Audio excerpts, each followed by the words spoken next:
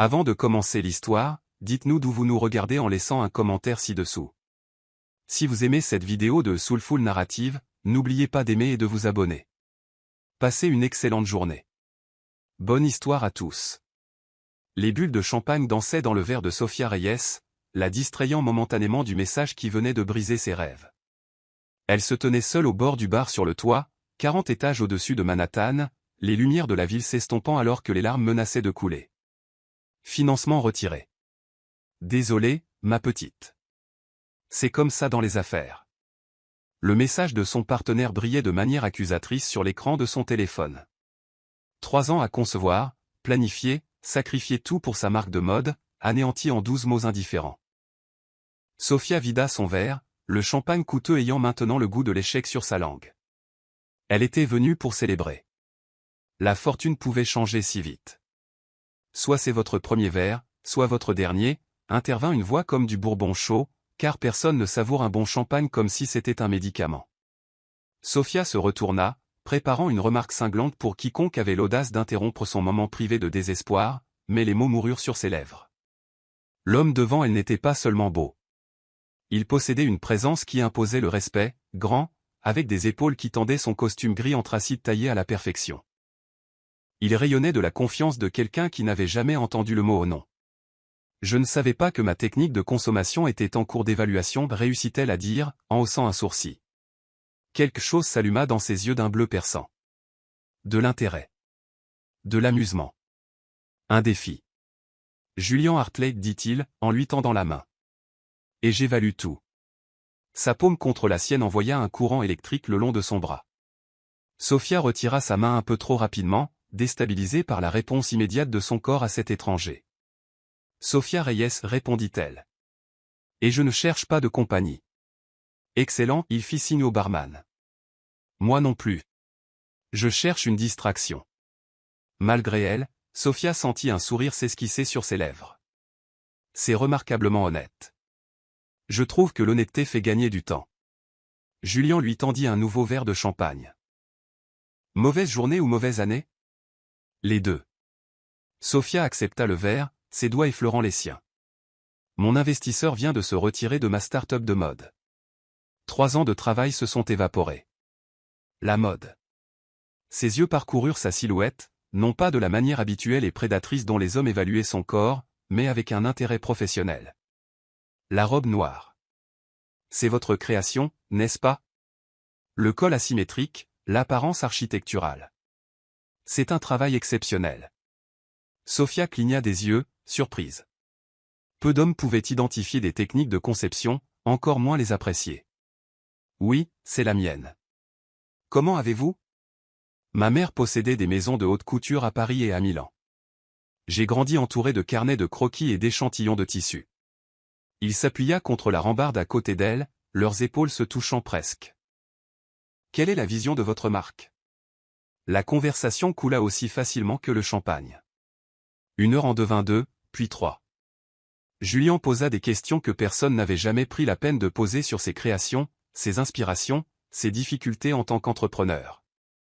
Il écoutait avec un intérêt sincère, remettant en question ses hypothèses et offrant des perspectives qu'elle n'avait pas envisagées. Vous devriez faire une présentation à Apex Investment, dit-il après qu'elle eut décrit son approche de fabrication durable. Ils sont spécialisés dans les projets de mode perturbateurs. Apex ne reçoit pas d'inconnus comme moi, rit Sofia.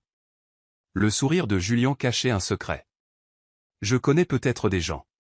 Le toit s'était vidé, l'air de la nuit devenant frais contre les épaules nues de Sofia. Julian retira sa veste et la plaça autour d'elle sans cérémonie, la chaleur persistante de son corps l'enveloppant. Je devrais y aller, dit-elle, même si tout en elle voulait rester. Ou, répondit-il, sa voix tombant dans un registre qui fit frissonner sa peau, nous pourrions continuer cette conversation quelque part de plus privé. Sofia l'étudia, cet étranger magnifique offrant à la fois une opportunité professionnelle et une attirance indéniable. Demain, elle retournerait à son appartement et ferait face aux ruines de ses rêves d'affaires. Mais ce soir. Chez vous ou chez moi, demanda-t-elle, se surprenant elle-même par son audace. Chez moi, c'est plus près. Son sourire était à la fois triomphant et reconnaissant, comme s'il n'avait pas été tout à fait sûr de sa réponse. La montée en ascenseur vers son pentouse fut silencieuse, électrique d'anticipation. Sophia se dit que c'était un lien d'affaires, du réseautage avec un investisseur potentiel. Le mensonge était transparent, même pour elle-même. Le Penthouse de Julian occupait tout le dernier étage du bâtiment, des fenêtres du sol au plafond encadrant la ville comme une œuvre d'art vivante. Mais Sophia remarqua à peine l'environnement opulent, son attention fixée sur l'homme devant elle, ses yeux maintenant sombres de désir. Dernière chance de changer d'avis, dit-il doucement, respectant la ligne qu'ils étaient sur le point de franchir.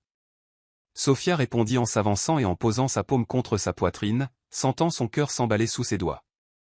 Je ne commence jamais les choses que je n'ai pas l'intention de terminer.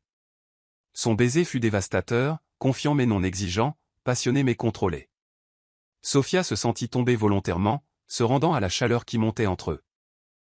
Les mains de Julian parcoururent les contours de son corps avec une précision respectueuse, trouvant chaque point sensible comme si on lui avait donné une carte de son plaisir. Quand ils se rejoignirent enfin, peau contre peau sur son vaste lit dominant le scintillement de la ligne d'horizon, Sophia halta à la friction parfaite de leur corps.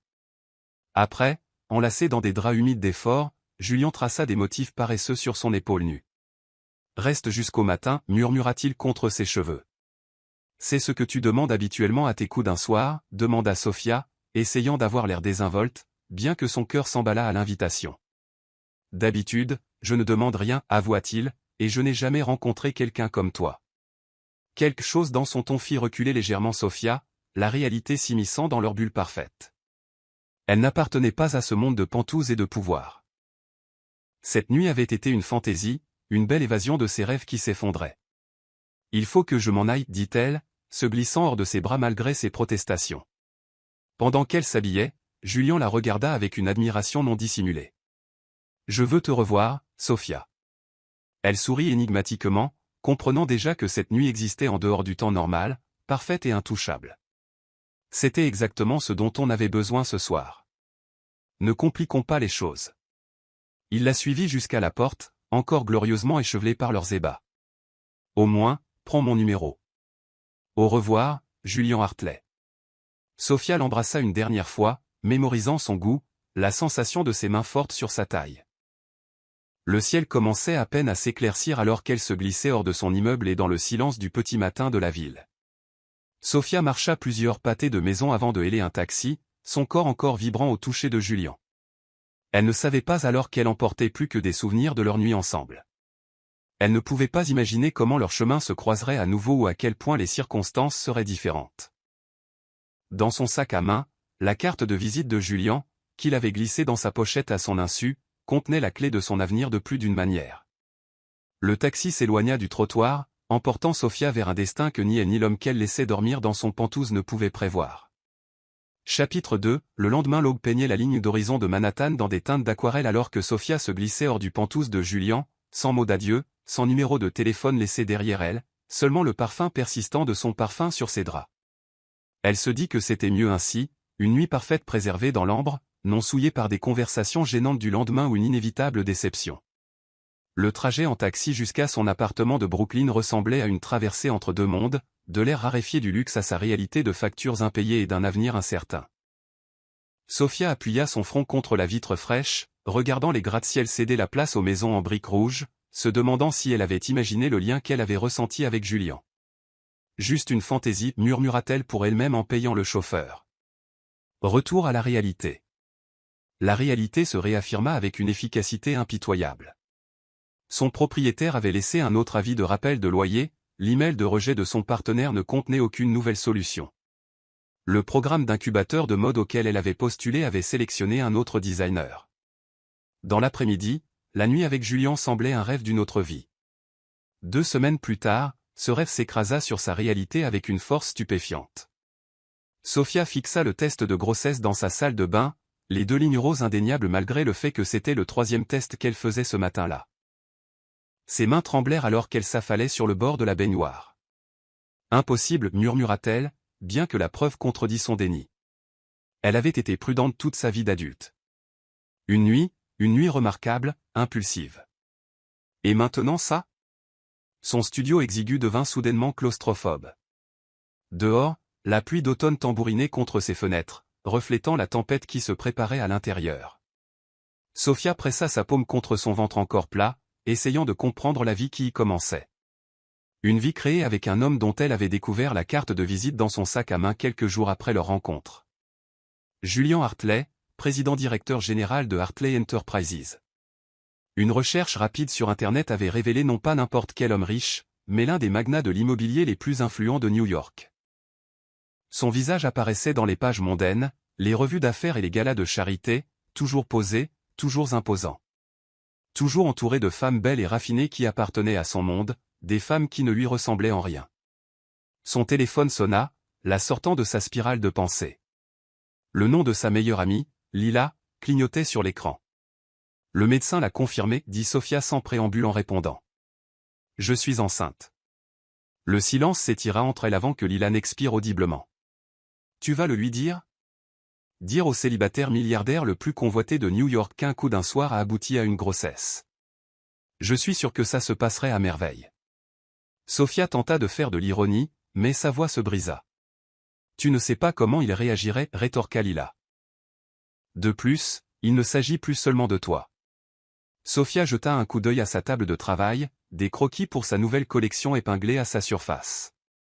Après avoir perdu son investisseur principal, elle avait obtenu un modeste prêt de son oncle, juste assez pour louer une petite boutique dans un quartier émerge de Brooklyn. La grande ouverture était prévue pour le mois prochain. Je ne peux pas gérer ça en ce moment, dit Sophia, la fatigue évidente dans sa voix. J'ai l'ouverture du magasin, la collection d'automne a terminé. Un bébé pourrait nécessiter quelques ajustements de priorité, dit doucement Lila. Après avoir raccroché, Sophia se rapprocha de son ordinateur portable. Elle hésita avant de taper le nom de Julian dans la barre de recherche. Des milliers de résultats apparurent instantanément. Des articles détaillaient sa transformation de l'empire immobilier familial, sa réputation de stratégie commerciale brillante mais impitoyable, ses initiatives philanthropiques soigneusement sélectionnées pour un impact maximal. Des photos le montraient lors d'événements mondains, de cérémonies d'inauguration, de forums économiques. Toujours impeccablement habillé, invariablement sérieux, jamais pris au dépourvu. Rien ne suggérait qu'il était du genre familial, rien n'indiquait qu'il voulait des enfants, rien ne suggérait qu'il accueillerait cette nouvelle autrement que comme un inconvénient ou, pire, un piège calculé. Un titre de la semaine dernière attira son attention, Hartley acquiert Summit Holdings pour 1,2 milliard de dollars. Le bâtiment qui aurait dû abriter sa boutique faisait partie du portefeuille de Summit, la même entreprise dont l'investisseur s'était brusquement retiré de son projet. La symétrie tordue de la vie ne lui échappa pas. Julian Hartley avait involontairement impacté à la fois la création de cet enfant et la perturbation de ses plans d'affaires. Sophia ferma l'ordinateur portable et se dirigea vers son petit balcon, laissant la pluie brumiser son visage alors qu'elle posait ses deux mains sur son abdomen. « Juste toi et moi, petit bout, murmura-t-elle à la vie qui grandissait en elle. On s'en sortira d'une manière ou d'une autre. » De l'autre côté de la ville, Julian fixait la ligne d'horizon de Manhattan depuis la fenêtre de son bureau, sans la voir. 2 semaines s'étaient écoulées, et pourtant, les pensées de Sophia Reyes continuaient de s'immiscer à des moments inattendus. Il avait eu de nombreuses femmes belles et accomplies dans son lit au fil des ans, mais aucune ne l'avait affecté comme elle, aucune ne s'était éloignée aussi complètement. Monsieur, la voix de son assistante retentit à l'interphone. L'équipe d'acquisition de Summit attend dans la salle de conférence. Julian redressa sa cravate, forçant son attention à se recentrer sur les affaires. Dis-leur que j'arrive. Pendant qu'il rassemblait ses documents, son esprit dériva à nouveau vers Sophia. Il avait demandé à son directeur de la sécurité de la localiser discrètement, bien sûr, mais elle s'était révélée étonnamment insaisissable. Pas de présence proéminente sur les réseaux sociaux, pas de dossier public au-delà d'une licence commerciale pour une petite entreprise de création de mode qui ne s'était jamais matérialisée. Les quelques photographies qu'il avait trouvées capturaient son élégance discrète, mais ne révélaient rien de l'intelligence incisive et de l'humour inattendu qu'il avait entrevu lors de leur nuit ensemble. Le mystère d'elle était devenu presque aussi fascinant que le souvenir de son corps contre le sien. Son téléphone vibra avec un message de Cassandra Beaumont, son ex-fiancée. Dîner ce soir pour se remémorer le bon vieux temps? Julian l'effaça sans répondre. Leur fiançailles avait pris fin pour des raisons précises, son infidélité étant la principale. Il n'avait aucun intérêt à revisiter cette erreur de jugement particulière. Dans la salle de conférence, son équipe d'acquisition présenta les derniers détails de l'achat de Summit. Julian fit des commentaires appropriés tout en signant les documents placés devant lui, son esprit toujours en partie occupé par les pensées de la femme qui avait disparu. Il y a un problème mineur avec la propriété de Brooklyn, mentionna son directeur des opérations vers la fin de la réunion. Un bail était en négociation préliminaire pour une petite boutique. Le locataire demande une prolongation du délai de dépôt. Non, demanda distraitement Julian, en relisant un appendice de contrat. Sophia Design. La propriétaire est Sophia Reyes. La tête de Julian se leva brusquement. Qu'est-ce que vous avez dit? Son COO cligna des yeux, surpris par la soudaine intensité. Sophia Design. C'est une start-up de mode insignifiante, négligeable dans l'acquisition globale. Approuvez la prolongation, dit immédiatement Julian, et transmettez-moi le dossier complet. Après la réunion, Julian examina attentivement la demande de bail. L'adresse commerciale indiquée à Brooklyn correspondait à un emplacement résidentiel. Il l'avait trouvée. Contrairement à tout protocole standard, Julian décida de gérer personnellement ce locataire en particulier. Il se rendrait à l'adresse de Brooklyn demain, ostensiblement pour discuter des conditions du bail. L'anticipation de revoir Sophia créa une sensation inhabituelle dans son existence soigneusement ordonnée. L'incertitude se mêlait à quelque chose d'inconfortablement proche de l'espoir. Ce que Julian ne pouvait pas savoir, c'était que sa découverte était arrivée précisément 2 semaines trop tard pour qu'il s'agisse simplement de renouer avec une femme intrigante. Au moment où il se tiendrait à la porte de Sophia, les enjeux de leur retrouvaille auraient complètement changé. Chapitre 3, Vérité cachée. 9 mois transformèrent complètement le monde de Sophia. Son corps changeait chaque jour, s'adaptant non pas à une seule vie, mais à 3.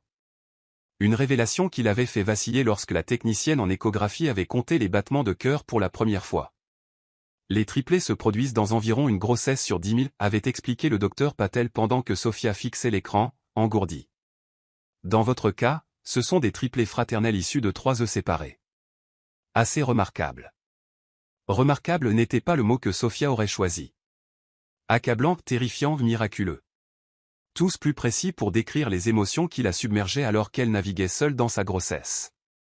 Sa petite boutique de Brooklyn avait ouvert à temps, bien qu'avec des ambitions considérablement revues à la baisse.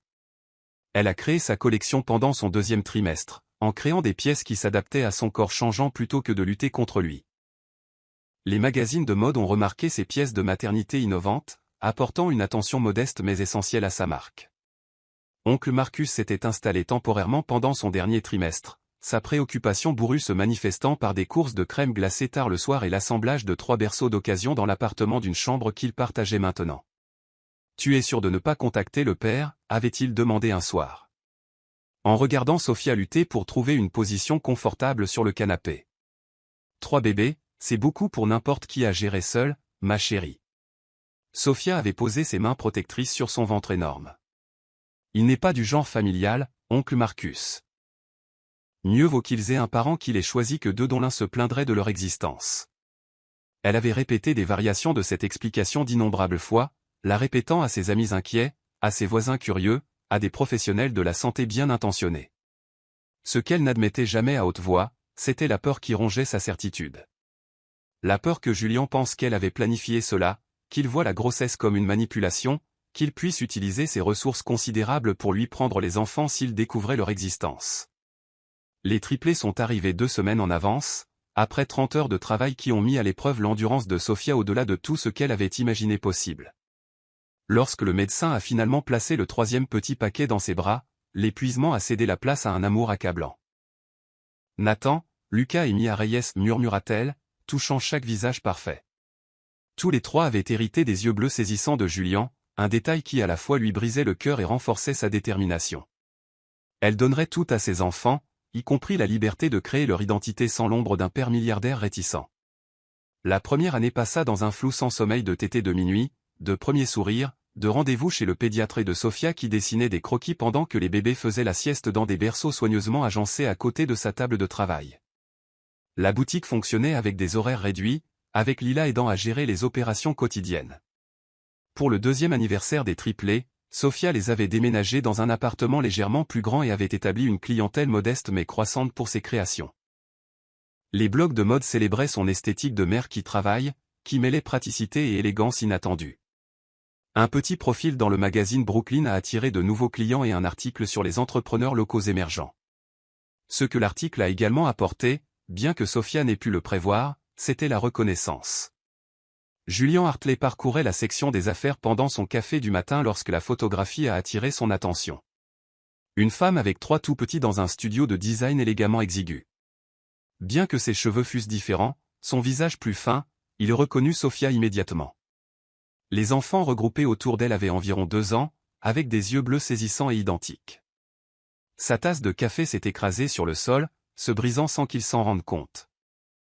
Alors que la prise de conscience le frappait avec une force physique, le détective privé que Julian avait engagé confirma ses soupçons en quelques jours. Sophia Reyes avait donné naissance à des triplés peu de temps après leur rencontre. Elle n'avait jamais demandé de pension alimentaire, n'avait jamais tenté de le contacter, n'avait jamais utilisé les enfants pour un gain financier malgré les circonstances modestes que l'enquêteur avait décrites en détail. Pendant des semaines, Julian a traité cette information avec une précision froide et analytique, examinant la situation sous tous les angles. Le timing correspondait parfaitement. L'enquêteur avait obtenu des photographies de loin des enfants, 2 garçons et une fille avec une ressemblance indéniable avec ses propres images d'enfance. Ces enfants, 3 vies dont il ne savait rien, 3 ans de premiers pas, de premiers mots, de première fois. Parti pour toujours. La trahison l'a blessé plus profondément que tout ce que Julian avait vécu, y compris l'infidélité de Cassandra. Ce n'était pas seulement une tromperie, c'était le vol de quelque chose d'irremplaçable. Son esprit rationnel comprenait la motivation possible de Sophia, sa réputation, leur brève connaissance, le déséquilibre de pouvoir entre eux. Sa réponse émotionnelle a annulé cette compréhension avec une colère brûlante. Pour le 3e anniversaire des triplés, Sophia avait établi une vie stable, bien que modeste, pour sa famille. Les enfants allaient à une école maternelle de quartier 3 matins par semaine pendant qu'elle se concentrait sur ses créations. La boutique s'était agrandie pour inclure une petite présence en ligne, lui permettant d'équilibrer la maternité et l'entrepreneuriat en travaillant principalement depuis leur appartement. Son oncle leur rendait visite chaque semaine, apportant des jouets inappropriés et des friandises excessives qui faisaient de lui la personne préférée des enfants. La vie avait trouvé son rythme, difficile mais épanouissant, complète d'une manière que Sophia n'avait pas imaginé possible avant l'arrivée des triplés. Jusqu'à cet après-midi où une berline noire élégante se gara devant sa boutique, perturbant cet équilibre soigneusement construit pour toujours.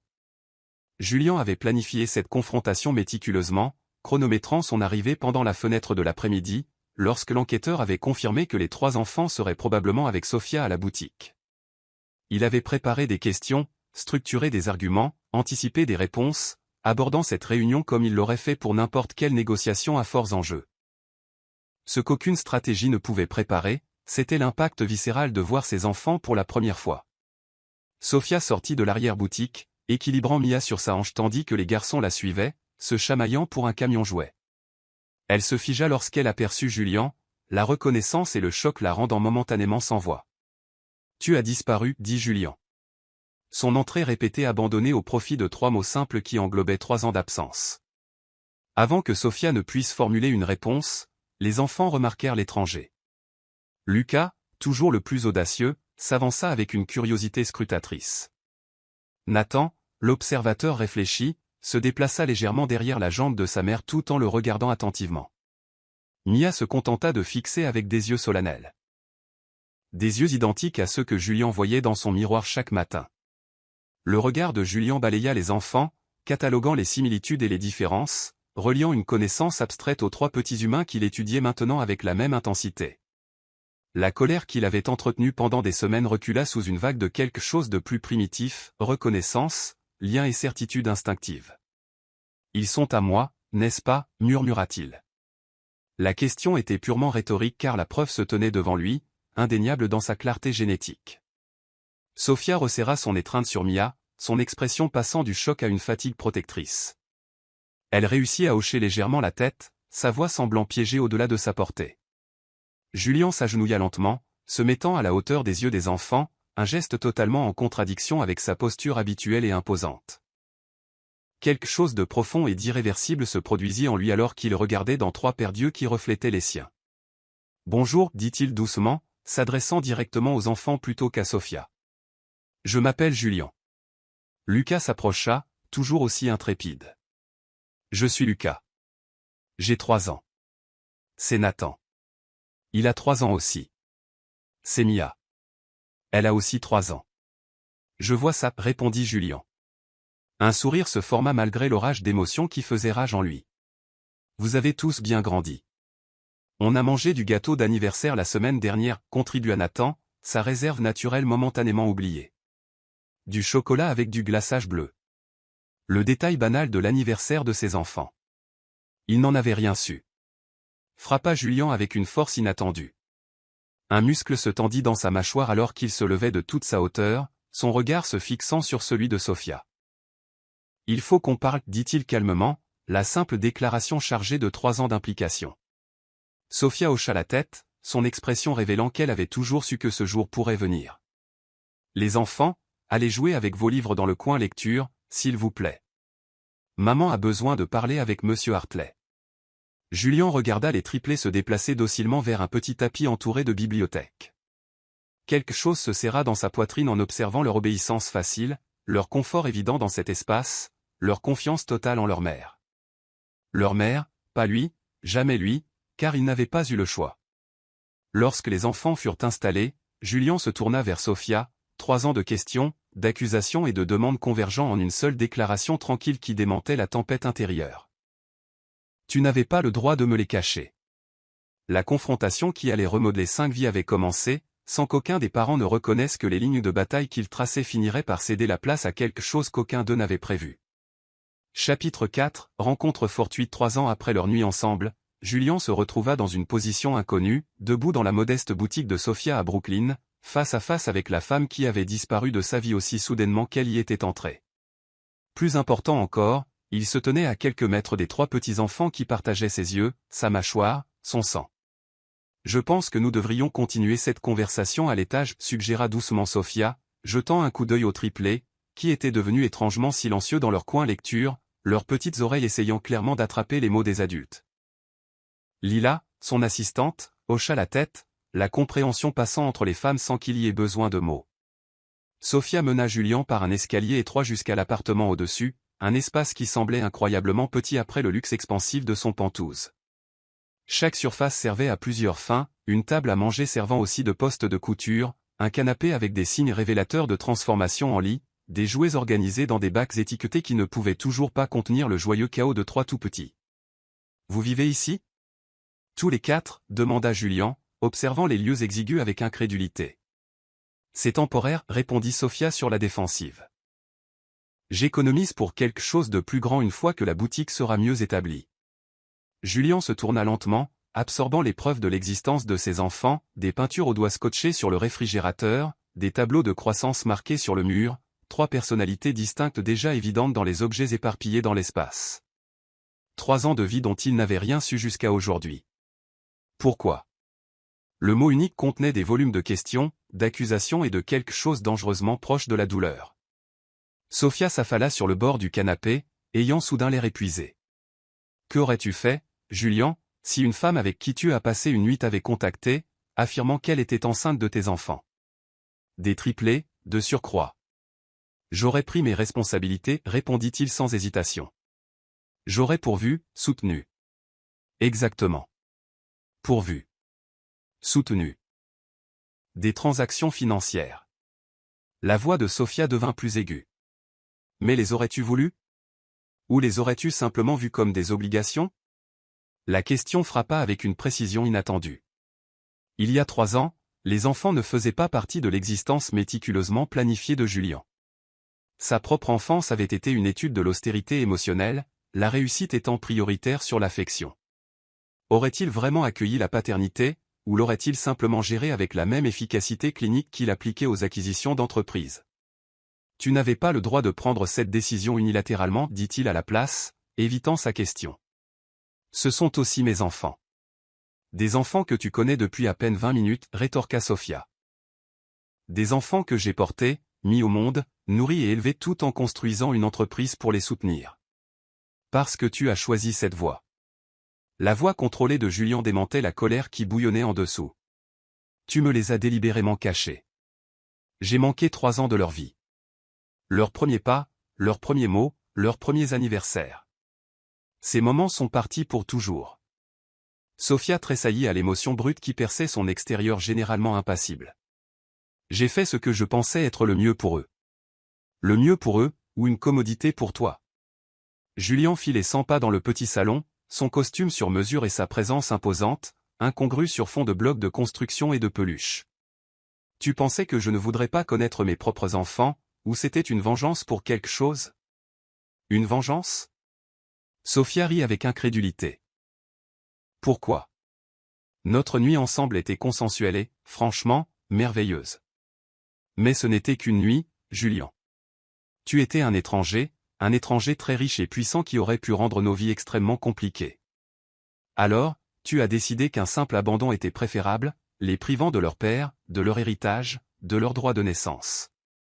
J'ai décidé que leur donner de la stabilité et un amour inconditionnel était préférable à un père qui pourrait se plaindre de leur existence ou les voir comme des perturbations gênantes de sa vie parfaite, riposta Sophia, se levant pour lui faire face. Regarde autour de toi, Julien. Vois-tu des enfants malheureux? Ils s'épanouissent. Ils sont aimés. Ils sont en sécurité, sachant qu'ils sont désirés. Absolument. Julien resta silencieux, frappé par la férocité de sa voix protectrice. À ce moment-là, malgré sa colère, il aperçut le genre de mère que Sophia était devenue, une femme qui se battrait contre des dragons pour ses enfants, même si ce dragon portait un costume à $5000 et possédait la moitié de Manhattan. Le bruit de petits pas dans l'escalier interrompit leur confrontation. Lucas apparut le premier, suivi de près par Nathan et Mia, ayant visiblement échappé à la surveillance de Lila. « Maman, on a faim » annonça Lucas avant de tourner des yeux curieux vers Julien. « Tu restes pour le déjeuner ?» La simple question désamorça instantanément la tension. L'expression de Sophia s'adoucit alors qu'elle regardait ses enfants, leurs enfants. « Monsieur Hartley est très occupé, mon chéri. Il doit probablement y retourner. »« Je voudrais rester, » l'interrompit Julien, son ton plus doux que Sophia ne l'avait jamais entendu, si c'est acceptable. La surprise vacilla sur le visage de Sophia avant qu'elle n'acquiesce. On avait juste des sandwichs et des quartiers de pommes. Rien d'extraordinaire. J'aime les sandwichs, dit Julien, s'adressant directement à Lucas. Merci de m'avoir invité. Le déjeuner impromptu s'avéra surréaliste mais étrangement naturel. Julien, qui dînait régulièrement dans des restaurants étoilés au guide Michelin avec des associés et des politiciens, se retrouva serré à une petite table, mangeant du beurre de cacahuète et de la confiture coupée en triangles. Les triplés le regardaient avec une curiosité non dissimulée, le bombardant de questions qui révélaient leur personnalité distincte. Lucas domina la conversation, informant avec assurance Julien de sa collection de jouets et de ses aventures à la maternelle. Nathan observait tranquillement avant de faire des observations inopinément profondes sur les oiseaux visibles depuis leur fenêtre. Mia, initialement timide, se rapprocha progressivement de la chaise de Julien, finissant par lui offrir un quartier de pomme légèrement écrasé de sa propre assiette, un geste d'acceptation qui lui serra inexplicablement la gorge. Sophia observa cette interaction avec des émotions complexes. Elle avait passé 3 ans à imaginer Julien comme une menace potentielle pour le bonheur de ses enfants, et pourtant, le voici assis, écoutant leurs histoires décousues avec un intérêt sincère, répondant à leurs questions avec une patience surprenante, ajustant sa présence imposante pour s'adapter à leur petit monde. Lorsque le déjeuner se termina et que les enfants retournèrent à leur temps calme de l'après-midi, les adultes se retrouvèrent face à face de l'autre côté de la table nettoyée, la confrontation précédente tempérée par la réalité de 3 petits humains dont le bien-être transcendait leur conflit. « Ils sont extraordinaires, dit doucement Julien. Tu as fait un travail remarquable avec eux. » Sophia hocha la tête, acceptant son évaluation comme l'offrande de paix qu'elle était. « Ils sont assez incroyables. » Cela ne change rien à ce qui s'est passé, continua Julien, sa voix posée mais plus hostile. Tu aurais dû me le dire. Peut-être, concéda Sophia, mais nous ne pouvons pas réécrire les 3 dernières années, Julien. On peut déterminer les 3 prochaines et les 3 suivantes. Julien se pencha en avant, son regard intense. Je veux faire partie de leur vie, Sophia. Pas en tant que visiteur de week-end ou invité de vacances, mais en tant que leur père. Correctement, complètement. La peur vacilla sur le visage de Sophia. Qu'est-ce que tu proposes exactement? J'aurais besoin de temps pour formuler un plan complet, répondit Julien, sa tendance naturelle à la pensée stratégique se réaffirmant. Mais comprends bien ceci, je ne serai plus tenu à l'écart d'eux. J'ai déjà perdu trop de temps. La calme détermination dans sa voix donna un frisson à Sophia. Ce n'était pas un homme habitué au compromis ou à la défaite. C'était quelqu'un qui construisait et détruisait des empires par la seule force de sa volonté, et maintenant cette volonté était concentrée sur leurs enfants. Ils ont besoin de stabilité, mis en garde Sophia. Leur vie est ici, leur école maternelle, leurs amis, leur routine. Tout cela peut être amélioré avec des ressources appropriées, rétorqua Julian. De meilleures écoles, un quartier plus sûr, un espace de vie adéquat. L'argent ne fait pas tout, Julian. Non, mais il élimine les obstacles. Il se leva, redressant sa veste dans un geste qui signalait son retour en mode business. Je vais demander à mon avocat de préparer une proposition initiale concernant la garde et la pension alimentaire. On pourra négocier à partir de là. L'approche clinique frappa Sophia comme un coup physique. Ce ne sont pas une acquisition d'entreprise. Non, acquiesça Julian. Son expression s'adoucit légèrement. Ils ont une valeur infiniment plus grande. C'est pourquoi j'ai l'intention de m'assurer qu'ils ont tous les avantages que je peux leur offrir. À la porte, Julian marqua une pause, jetant un coup d'œil vers la chambre où les triplés étaient probablement en train de faire la sieste. Quelque chose de vulnérable passa sur ses traits généralement gardés. « Comment sont-ils » demanda-t-il soudain, au-delà de ce que j'ai vu aujourd'hui. La question inattendue prit Sophia au dépourvu. Nathan est réfléchi, il remarque tout, il se souvient de détails que la plupart des adultes manqueraient. Lucas fonce tête baissée dans tout, intrépide, têtu, farouchement protecteur de ses frères et sœurs, malgré le fait qu'il soit né 2 minutes après Nathan. Et Mia. Sophia sourit doucement. Mia est notre diplomate.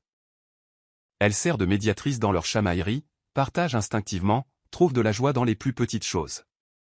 Julian absorba cette information avec une faim évidente, comme s'il essayait de reconstituer 3 ans de connaissances en quelques instants. Ils ont des deuxièmes prénoms ? Nathan Daniel, Lucas James et Mia Grace fournit Sophia. Surprise par son intérêt pour de tels détails. Julian hocha la tête, mémorisant ces noms. Je serai bientôt en contact.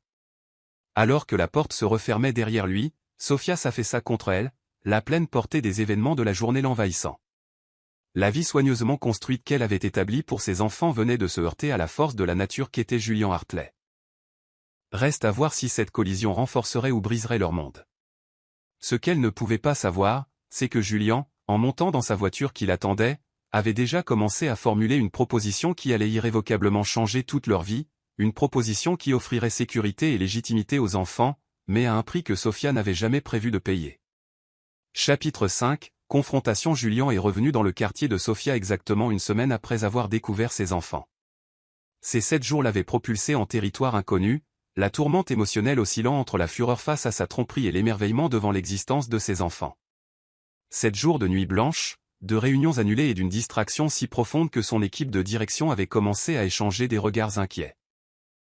7 jours pour formuler une approche qui garantirait sa place légitime dans la vie des triplés. Sophia avait vécu chaque jour qui passait avec une appréhension croissante, l'anticipation se manifestant physiquement, insomnie, appétit diminué, sursautant à chaque véhicule qui ralentissait près de sa boutique. Lorsque Julian apparut finalement après les heures de fermeture, le soulagement éclipsa brièvement son anxiété. « Il faut qu'on parle en privé » dit-il sans salutation. « Où sont les triplés ?»« Avec mon oncle au terrain de jeu » répondit Sophia, montrant les escaliers. « Ils seront partis encore 1 heure. » L'appartement paraissait différent à Julian cette fois-ci, moins un choc pour ses sensibilités, plus une preuve de l'ingéniosité de Sophia. Il remarqua ce que sa colère initiale avait obscurci, des rangements astucieusement conçus, maximisant l'espace limité, du matériel éducatif de qualité organisé pour un accès facile, des étagères remplies de titres qui mettraient au défi des esprits en développement. Elle avait créé un environnement nourrissant malgré les contraintes. Cette reconnaissance compliquait, mais ne diminuait pas son ressentiment. « Pourquoi ne me l'as-tu pas dit » demanda-t-il une fois qu'ils furent seuls, exprimant la question qui l'avait hanté. « La vérité, Sophia. Pas des justifications opportunes. » Sophia expira lentement, s'installant dans sa chaise. « Il n'y a pas une seule réponse simple. »« Essaie » insista Julian, restant debout, sa taille imposante et son costume impeccable créant un déséquilibre de pouvoir inconscient dans le modeste espace. Au début, un choc accablant, commença Sophia. Quand j'ai confirmé la grossesse, tu étais déjà de l'histoire ancienne. Une belle nuit, mais quelqu'un que je ne m'attendais jamais à revoir. Puis il y a eu l'échographie, qui a montré des triplés. Elle secoua la tête au souvenir. Terreur totale, accablement absolu. Tu avais mes coordonnées. Tu aurais pu me joindre. Pour dire quoi, exactement? Tu te souviens de moi? Surprise. Je suis enceinte de tes 3 enfants. Quelle aurait été ta première pensée? L'expression de Julien se durcit. Que tu méritais un soutien immédiat. Non, riposta fermement Sophia. Ta première pensée aurait été que je te manipulais, que j'utilisais la grossesse pour un avantage financier. Tu ne peux pas présumer de ce que j'aurais pensé, répondit Julien, bien que son évaluation corresponde de manière inconfortable à ce que sa réaction initiale aurait probablement été. Je ne peux pas? J'ai vu l'annonce de tes fiançailles avec Cassandra Beaumont peu de temps après avoir découvert la grossesse. Tu étais publiquement engagé envers quelqu'un d'autre. Les traits de Julien se durcirent.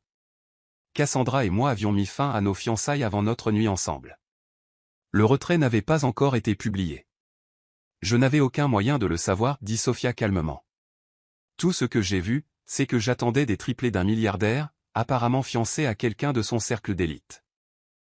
Quelqu'un qui correspondait au magazine glacé, quelqu'un qui ne me ressemblait en rien.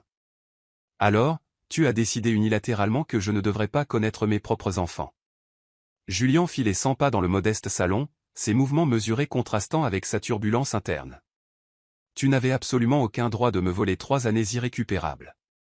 Et ton entreprise n'avait aucun droit d'annuler mon bail commercial.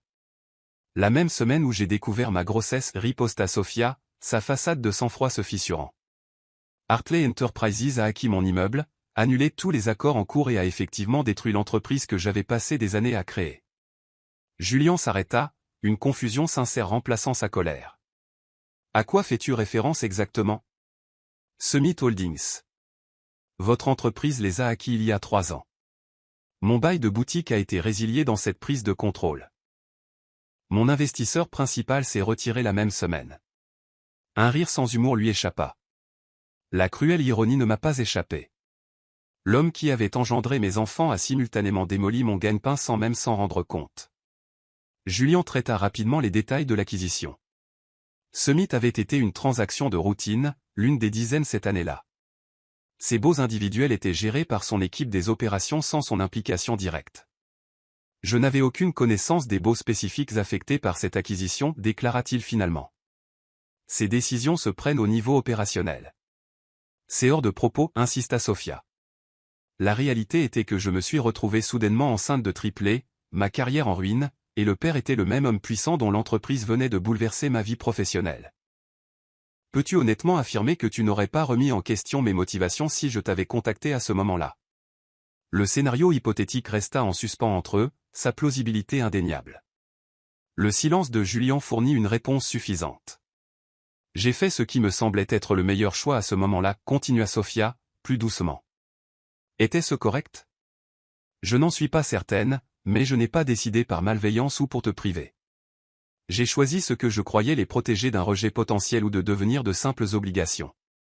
Ils sont mon sang, a répondu Julien, sa voix tombant à une intensité contrôlée. Ma responsabilité, ma lignée. Ce sont des personnes, a corrigé Sophia fermement, pas des extensions de vos avoirs d'entreprise ou des vaisseaux pour votre ADN. Ce sont Nathan, Lucas et Mia, des individus uniques avec des personnalités, des besoins et des rêves distincts. Sa perspective a frappé avec un impact inattendu. Julien avait en partie conceptualisé les triplés comme des abstractions, ses héritiers, sa lignée, son droit. La formulation de Sophia l'a forcé à les affronter comme des individus existant au-delà de sa revendication sur eux. Je veux les connaître, a-t-il admis. La déclaration directe révélant une vulnérabilité sous son indignation.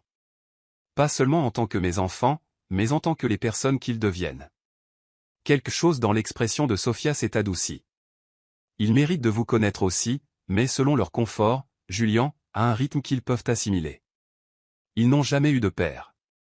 Vous ne pouvez pas simplement réquisitionner leur vie, en exigeant une connexion instantanée. Que suggérez-vous exactement?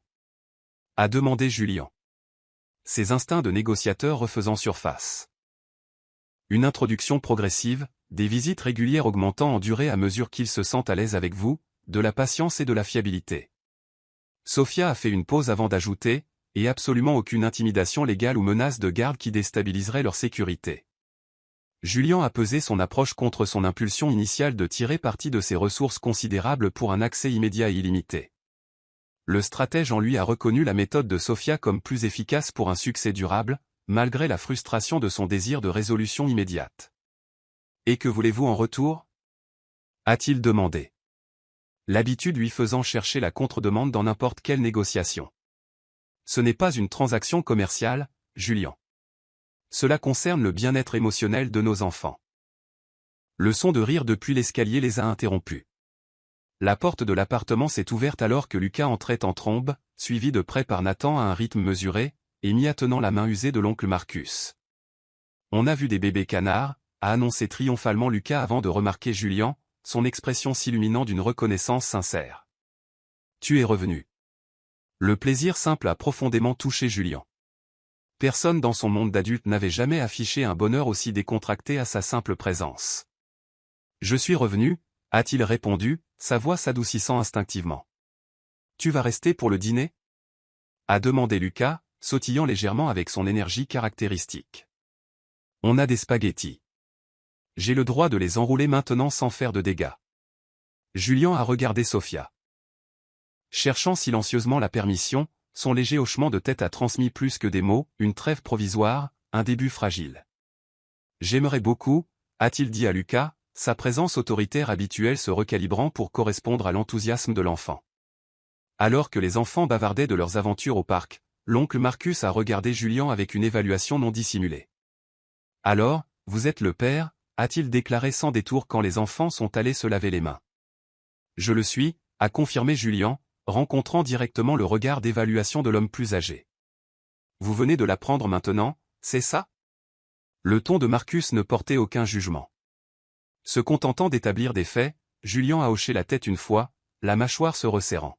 « Je n'ai pas été informé de leur existence avant récemment. » Marcus l'a étudié pendant un long moment avant d'offrir une main usée. « Ces enfants sont mon monde. Ils sont intelligents, gentils et aimés au-delà de toute mesure. Quoi qu'il se passe entre vous et Sophia, souvenez-vous de ça. » La simple déclaration transmettait des volumes. Ces enfants n'entraient pas dans la vie de Julien comme des pages blanches. Ils arrivaient avec des liens, des routines et de l'amour établis. Son défi n'était pas simplement d'affirmer ses droits paternels mais de gagner une place significative dans des vies qui avaient prospéré sans lui. Le dîner s'est avéré instructif. Julien, habitué à commander des salles de conseil et à intimider ses adversaires, s'est retrouvé totalement captivé par trois petits humains qui abordaient les spaghettis avec des niveaux de dextérité variés et un enthousiasme débridé. Lucas dominait la conversation avec des histoires de canards élaborées.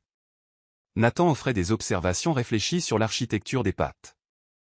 Mia a tranquillement placé son pain à l'ail sur l'assiette de Julien quand elle a remarqué qu'il n'en avait pas. Le simple geste de partage d'une fillette de 3 ans qui le connaissait à peine a momentanément brisé les défenses soigneusement construites de Julien.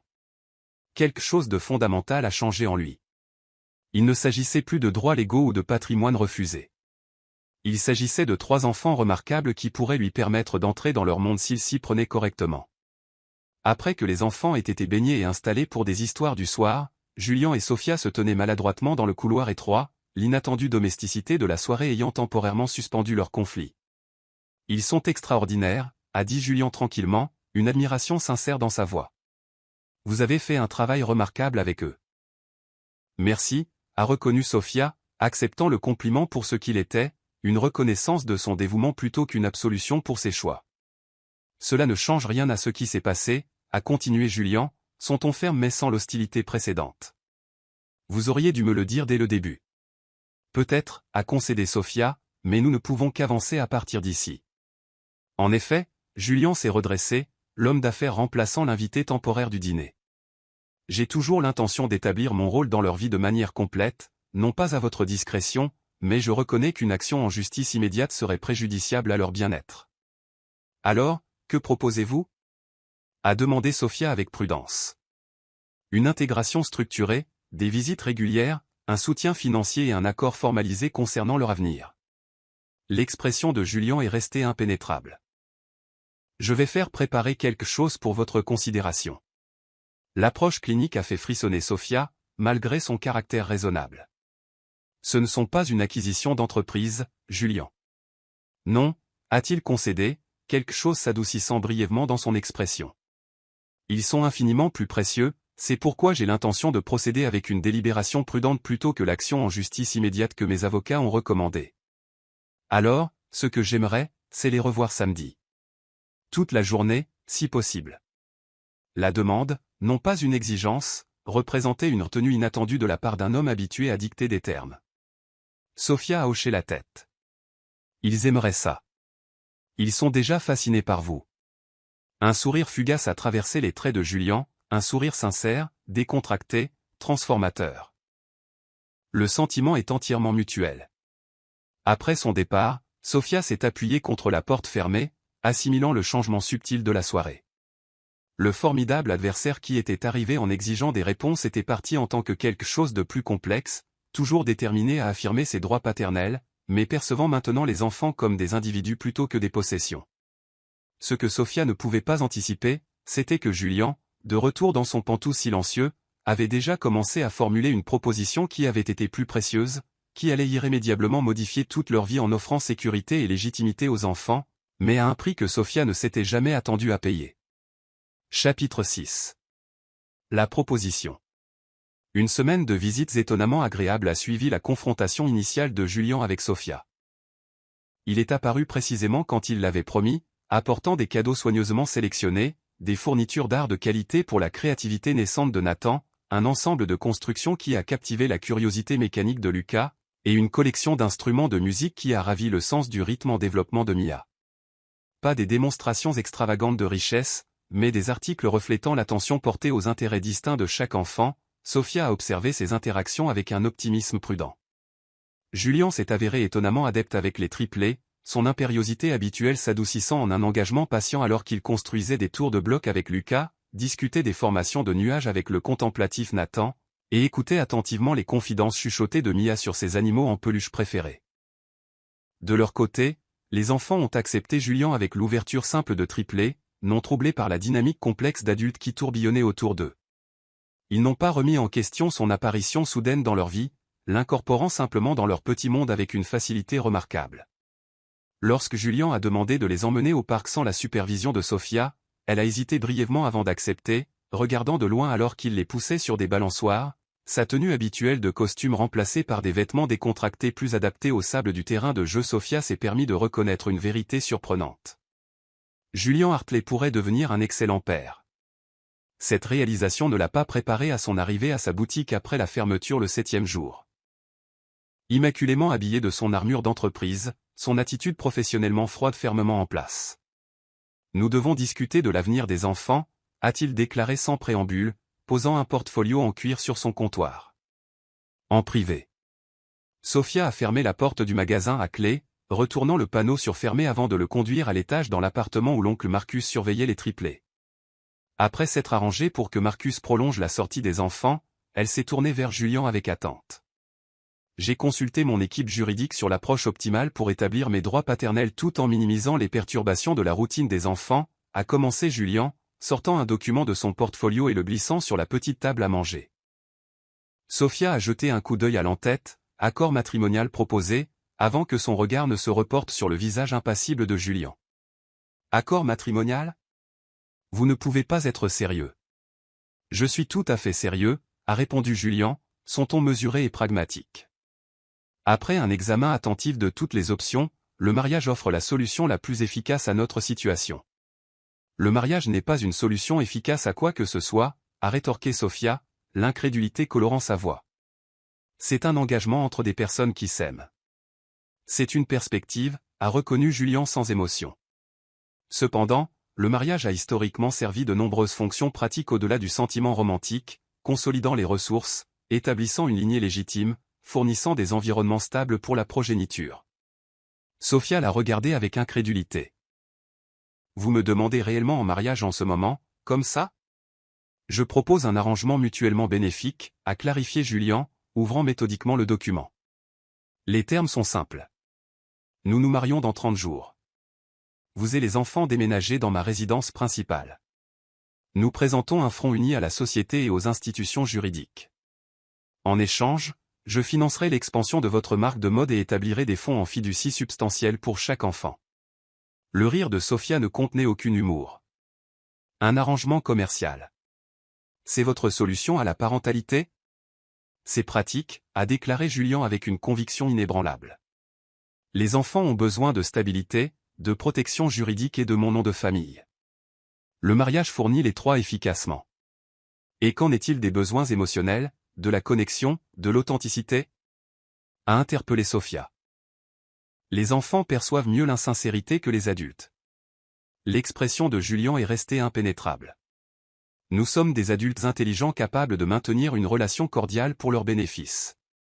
Une relation cordiale, a répété Sophia lentement, basée sur un contrat légal plutôt que sur un sentiment authentique. Basée sur notre engagement mutuel envers le bien-être des enfants, a corrigé Julien. Le sentiment est sans importance pour la fonctionnalité de l'arrangement. Sophia a repoussé le document avec une finalité délibérée. Je ne participerai pas à cette mascarade froide. Les enfants méritent mieux que des parents jouant des rôles dans une performance élaborée. Ils méritent la légitimité, a rétorqué Julien, un soupçon d'émotion authentique faisant enfin surface. Ma mère n'était pas mariée à mon père au début. Les chuchotements, les regards de côté, les euphémismes prudents, les enfants perçoivent ça aussi, Sophia. Mon nom, mes ressources, ma protection peuvent les protéger des expériences. Je me souviens de manière trop vive.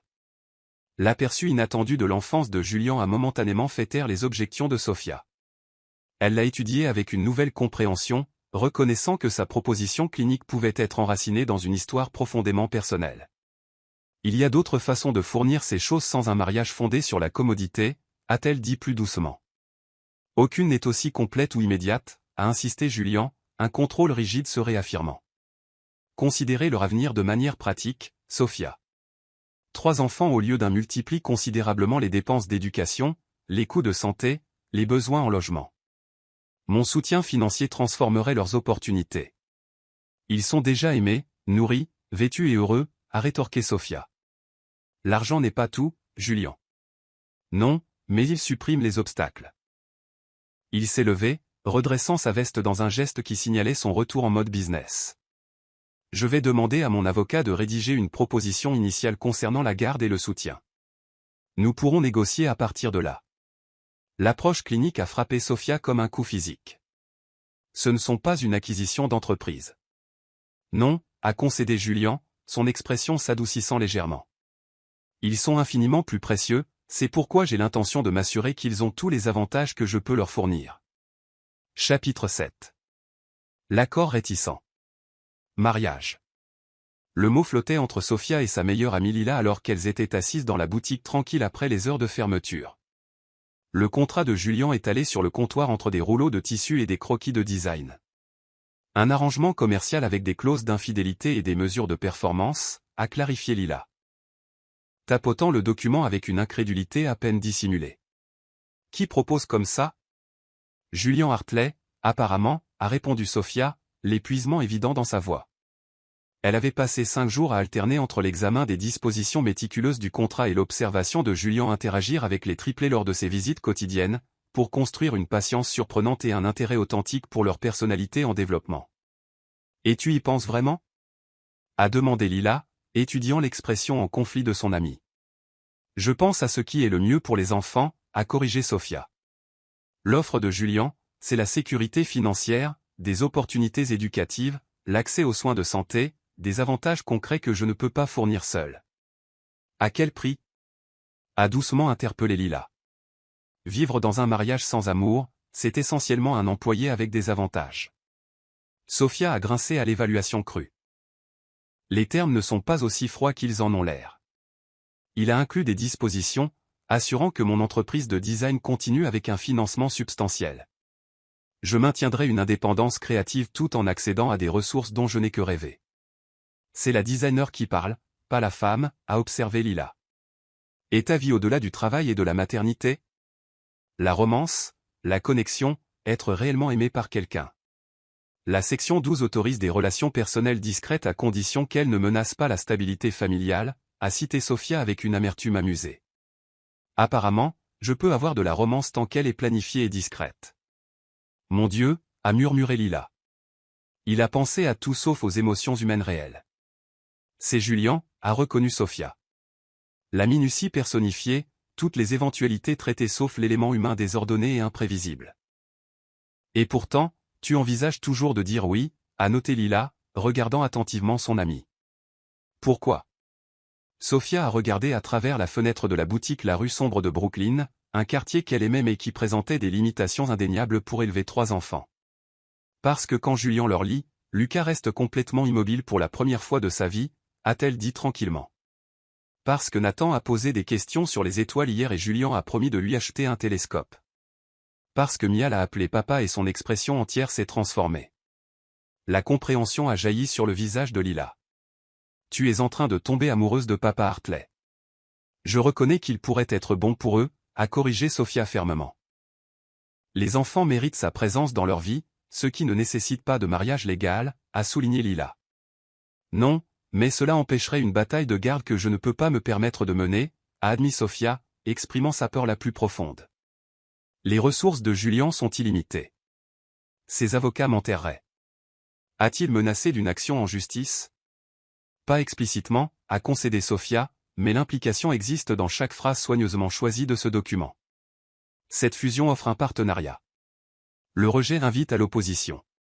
L'expression de Lila s'est assombrie. C'est du chantage émotionnel. C'est du pragmatisme de son point de vue, a soupiré Sophia. Julian aborde tout à travers l'évaluation des risques et l'avantage stratégique. Cette proposition représente son meilleur scénario calculé pour toutes les parties, sauf qu'il lui manque l'élément le plus fondamental d'un vrai mariage, a insisté Lila. L'amour. Sophia a souri tristement. Julian classerait cela comme un état émotionnel subjectif, non essentiel à la fonctionnalité de l'arrangement. Et comment Sophia le classerait-elle? A demandé doucement Lila. Avant que Sophia ne puisse répondre, la porte de la boutique s'est ouverte malgré le panneau fermé. Julian lui-même est apparu impeccable dans un costume sur mesure qui coûtait probablement plus que son loyer trimestriel. Je m'excuse pour l'interruption, a-t-il dit, reconnaissant Lila d'un signe de tête poli avant de se concentrer sur Sophia. Les enfants ont mentionné que vous travaillez tard le jeudi. J'ai pensé que nous pourrions discuter de vos questions sur l'accord. Nous étions justement en train de le revoir, a reconnu Sophia, montrant le document étalé sur son comptoir. Lila a rassemblé ses affaires avec une lenteur délibérée. Je devrais partir. Souviens-toi de ce que j'ai dit, Sophia. Elle a fixé Julian d'un regard d'évaluation avant de partir, la cloche au-dessus de la porte signalant sa sortie. Le silence s'est étiré entre eux jusqu'à ce que Julian parle avec une franchise caractéristique. Vous avez des réserves sur la proposition. Plusieurs, a confirmé Sophia, rencontrant son regard avec assurance, en commençant par le principe fondamental que le mariage devrait être une transaction commerciale sans émotion. Je n'ai jamais suggéré d'éliminer complètement l'émotion, a corrigé Julian, simplement que l'attachement romantique n'est pas une condition préalable à une coparentalité efficace. Et cette distinction vous semble-t-elle raisonnable, a interpellé Sophia. Créer un foyer où les parents maintiennent un partenariat collégial plutôt qu'une connexion authentique? Julian a considéré cela avec un sérieux évident. De nombreux mariages fondés sur le soi-disant amour se désintègrent de manière spectaculaire, laissant les enfants comme dommages collatéraux. Notre arrangement donne la priorité à la stabilité sur le sentiment temporaire. C'est une perspective excessivement cynique, a observé Sophia. C'est réaliste, a rétorqué Julian. Mes propres parents se sont mariés pour des raisons conventionnelles. Leur divorce ultérieur s'est avéré dévastateur précisément parce que l'enchevêtrement émotionnel a compliqué la résolution logique. L'aperçu de son histoire personnelle a expliqué beaucoup de choses sur l'approche de Julian. Sophia s'est légèrement adoucie, reconnaissant que sa proposition clinique pouvait découler d'un désir sincère d'éviter de répéter des schémas douloureux. Les enfants méritent de l'authenticité, a-t-elle dit doucement, même si cela signifie être témoin de désaccords occasionnels entre nous. Ils méritent la sécurité, a rétorqué Julian, financière, éducative, sociale, des avantages concrets que je peux fournir. Et la sécurité émotionnelle, a insisté Sophia. La connaissance qu'ils grandissent dans un foyer avec une chaleur authentique plutôt qu'une harmonie jouée, quelque chose a changé dans l'expression de Julian, une vulnérabilité momentanée rapidement masquée. J'ai observé vos interactions avec eux. Vous fournissez admirablement la subsistance émotionnelle. Mes contributions seraient complémentaires, un soutien pratique, un développement intellectuel, une sécurité physique. La déclaration a révélé des volumes sur la conception de la parentalité de Julian. Une division du travail où Sophia gérait les besoins émotionnels tandis qu'il fournissait des avantages matériels. Elle a soudainement réalisé que peut-être il doutait de sa capacité pour le premier. Les enfants ne compartimentent pas les fonctions parentales de manière aussi nette, a expliqué Sophia. Ils ont besoin de relations holistiques avec les deux parents. Je suis prêt à apprendre, a dit Julian, la simple reconnaissance d'une insuffisance potentielle étant étonnamment désarmante. Je reconnais que mon éducation n'a pas fourni de modèles adéquats pour l'engagement émotionnel. L'aveu a révélé plus de vulnérabilité que Sophia ne l'avait prévu de la part de cet homme méticuleusement contrôlé. Elle l'a étudié avec une curiosité nouvelle, se demandant quelles autres profondeurs pouvaient exister sous son extérieur impénétrable. Si nous faisions cela, a commencé Sophia avec prudence, j'aurais besoin de certaines assurances au-delà de ce qui est écrit dans le contrat. L'expression de Julian s'est transformée en un négociateur attentif. Je suis ouvert à des ajustements raisonnables. D'abord, nous vivons ici à New York, mais pas dans votre pentouse, a stipulé Sophia. Les enfants ont besoin d'une vraie maison, pas d'un espace d'exposition d'entreprise, quelque part avec une cour, des enfants du quartier, la normalité. Julian a hoché la tête pensivement. J'ai une maison de ville dans le West Village, rarement mentionnée dans les archives publiques. 5 chambres, un jardin, la proximité d'excellentes écoles, cela satisferait-il votre exigence?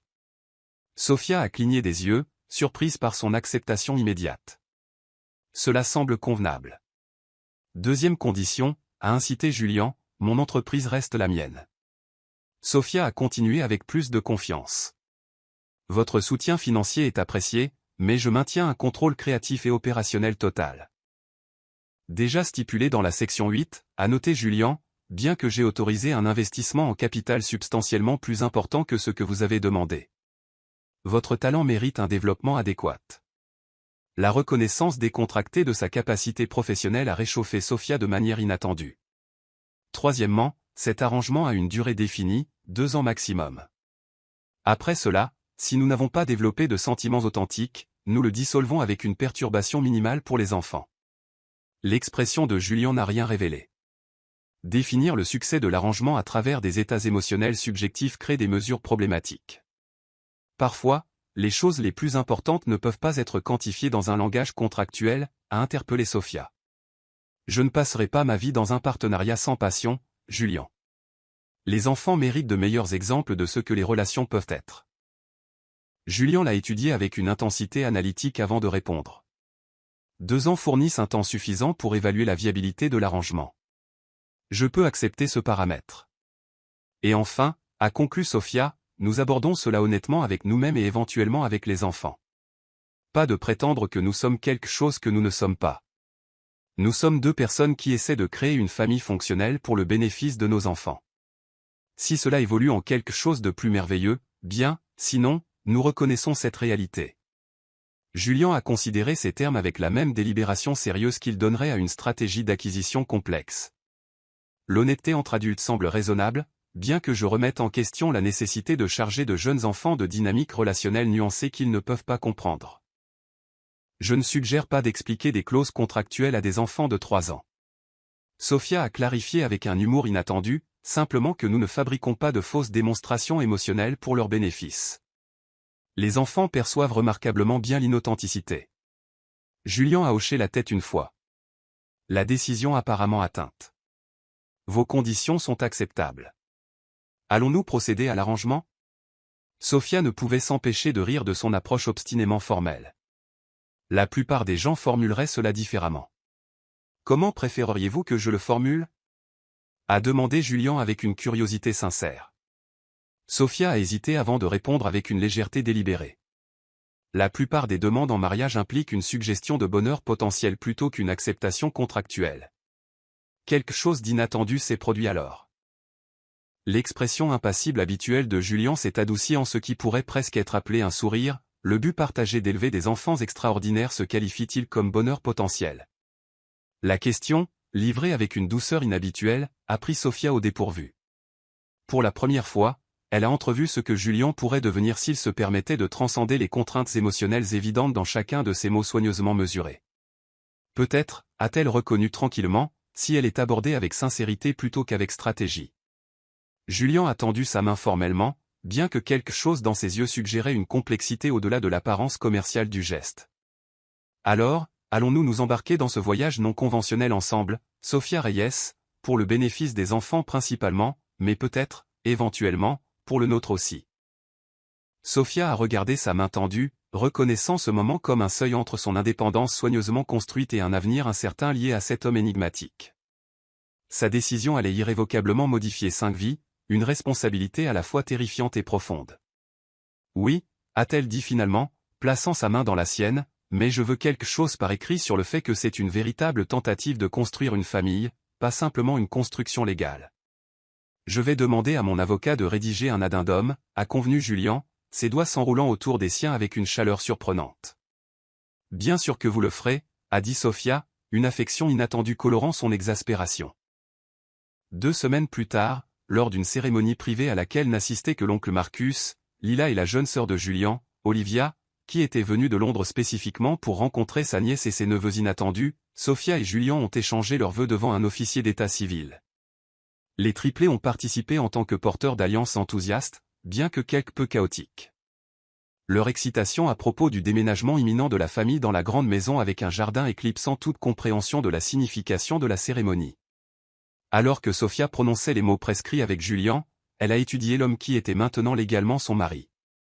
Son expression est restée caractéristique. Chapitre 9, la vérité révélée. L'insinuation de Cassandra a jeté ces changements dans une lumière plus inquiétante. Ce soir-là, Sofia se retrouva à observer Julien avec une nouvelle conscience critique alors qu'il aidait les enfants à se préparer pour le coucher.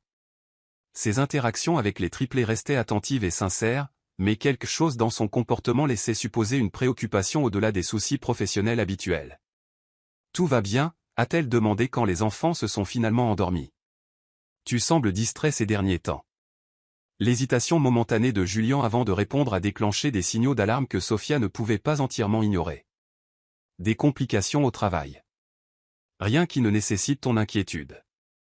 La formulation dismissive, si différente de sa communication respectueuse habituelle, a accentué son malaise. Nous nous sommes mis d'accord sur l'honnêteté, Julien.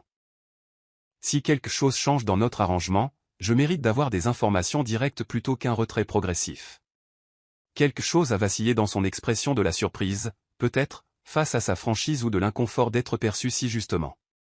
Rien n'a changé concernant notre accord, a-t-il déclaré avec une précision minutieuse qui a soudain semblé plus une évasion qu'une réassurance. 2 jours plus tard, Lila est apparue au studio de design de Sofia avec une hésitation inhabituelle.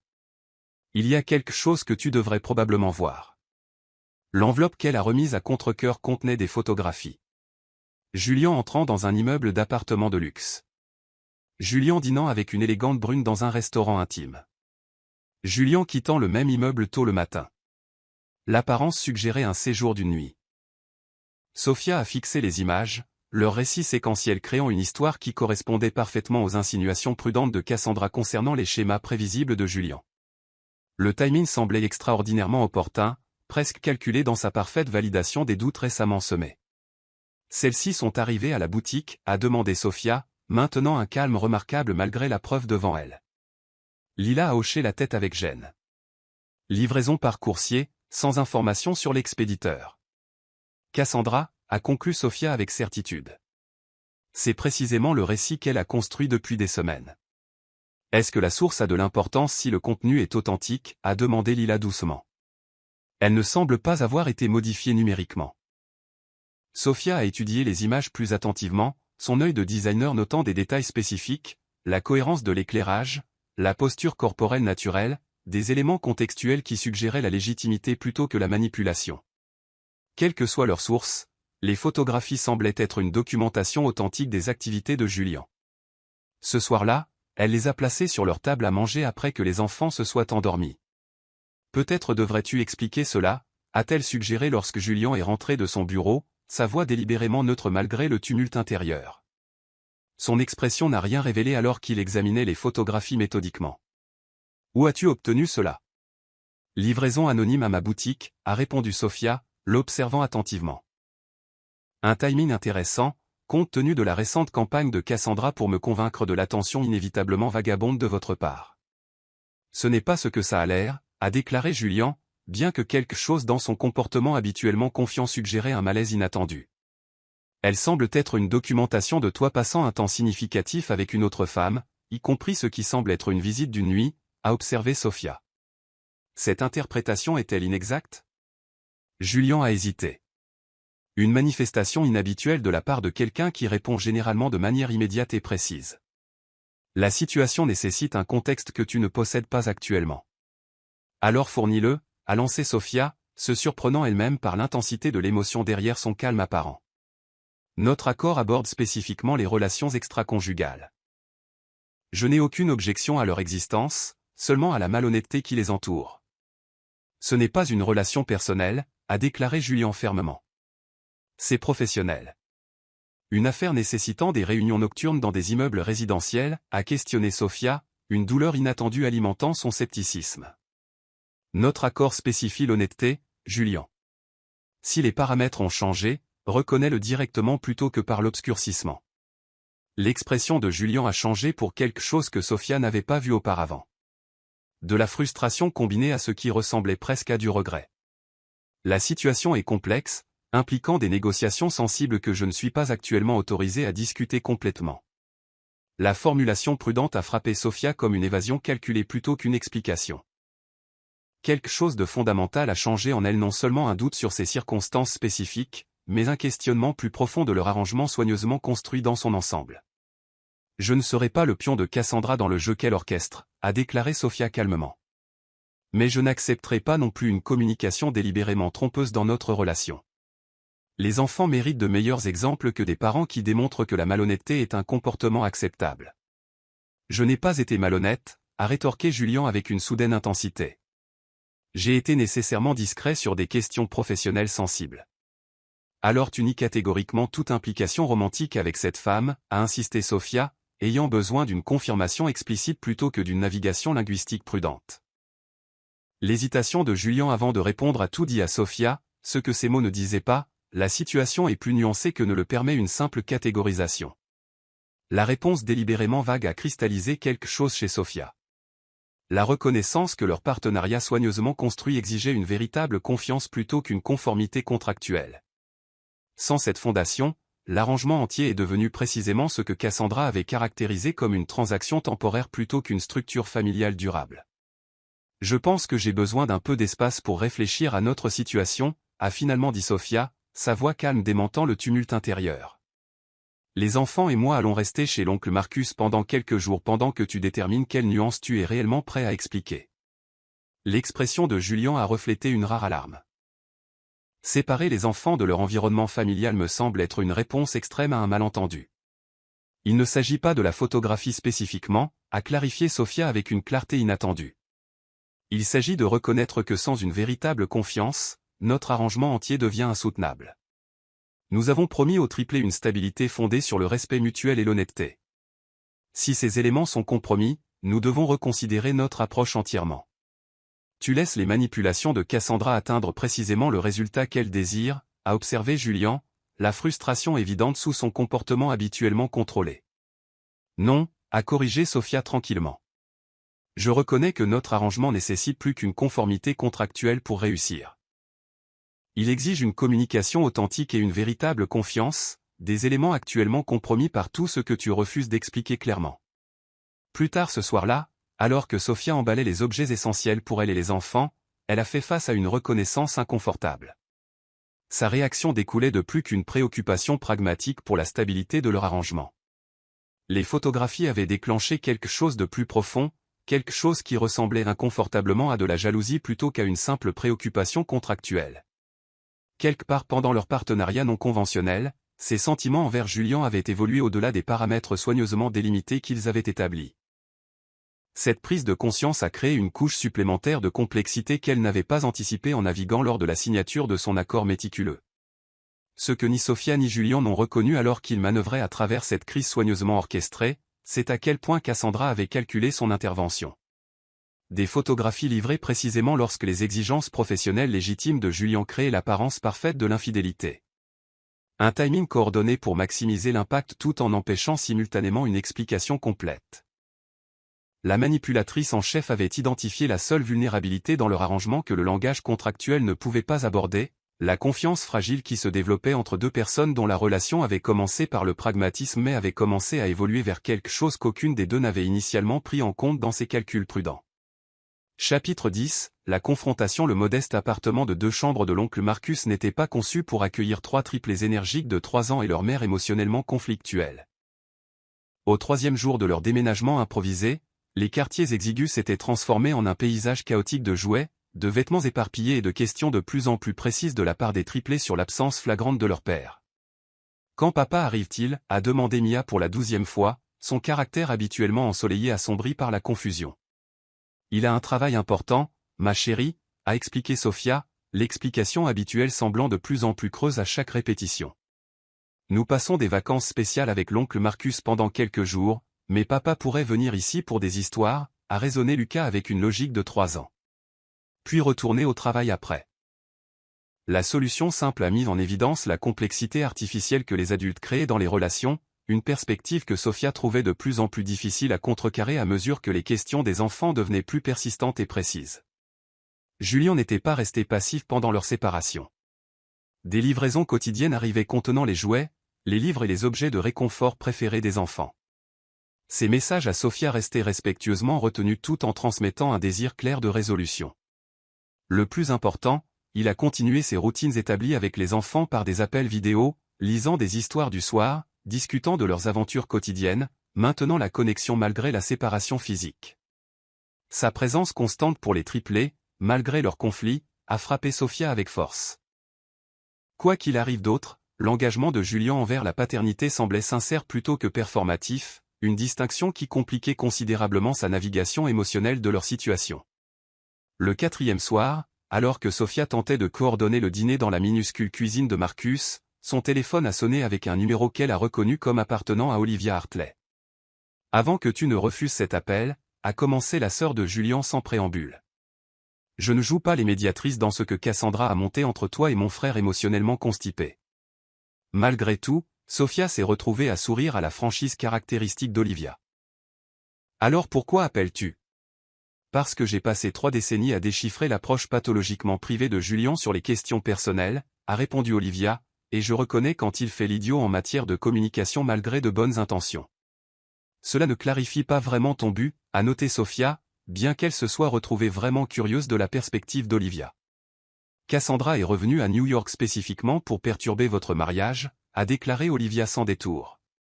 Elle a systématiquement recueilli des informations, surveiller l'emploi du temps de Julien et orchestrer des rencontres fortuites pendant des mois. Les photographies livrées à ta boutique représentent une culmination plutôt qu'une improvisation. Sophia s'est appuyée contre le comptoir de la cuisine, traitant cette information. Comment le sais-tu ? Parce que je m'en occupe quand quelqu'un s'en prend à ma famille, a répondu Olivia avec une férocité surprenante. Cassandra n'a jamais accepté la fin de leur fiançailles. Elle a considéré ses relations ultérieures comme des obstacles temporaires plutôt que des fins permanentes. Cela n'explique pas les photographies, a souligné Sophia, le pragmatisme l'emportant sur son désir d'accepter cette explication commode. La femme sur ces photos est Rebecca Sinclair, l'avocate principale pour Horizon Médical, a expliqué Olivia. La société de Julien négocie l'acquisition de leurs installations de la côte est, une transaction compliquée par un litige en cours nécessitant une discrétion absolue pendant les négociations. L'explication correspondait aux assertions vagues de Julien concernant les exigences professionnelles, mais ne parvenait toujours pas à aborder certains détails. Pourquoi se rencontrer dans des lieux résidentiels plutôt que dans des bureaux ? Pourquoi des consultations nocturnes ? Parce que le mari de Rebecca est l'avocat du conglomérat adverse tentant une OPA hostile sur les installations, a clarifié Olivia. Leur réunion nécessitait une confidentialité au-delà de ce que les bureaux des deux sociétés pouvaient offrir.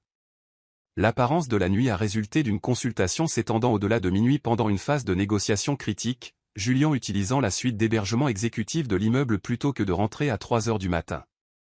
L'explication a offert un contexte logique pour des circonstances qui avaient semblé accablantes sans information supplémentaire.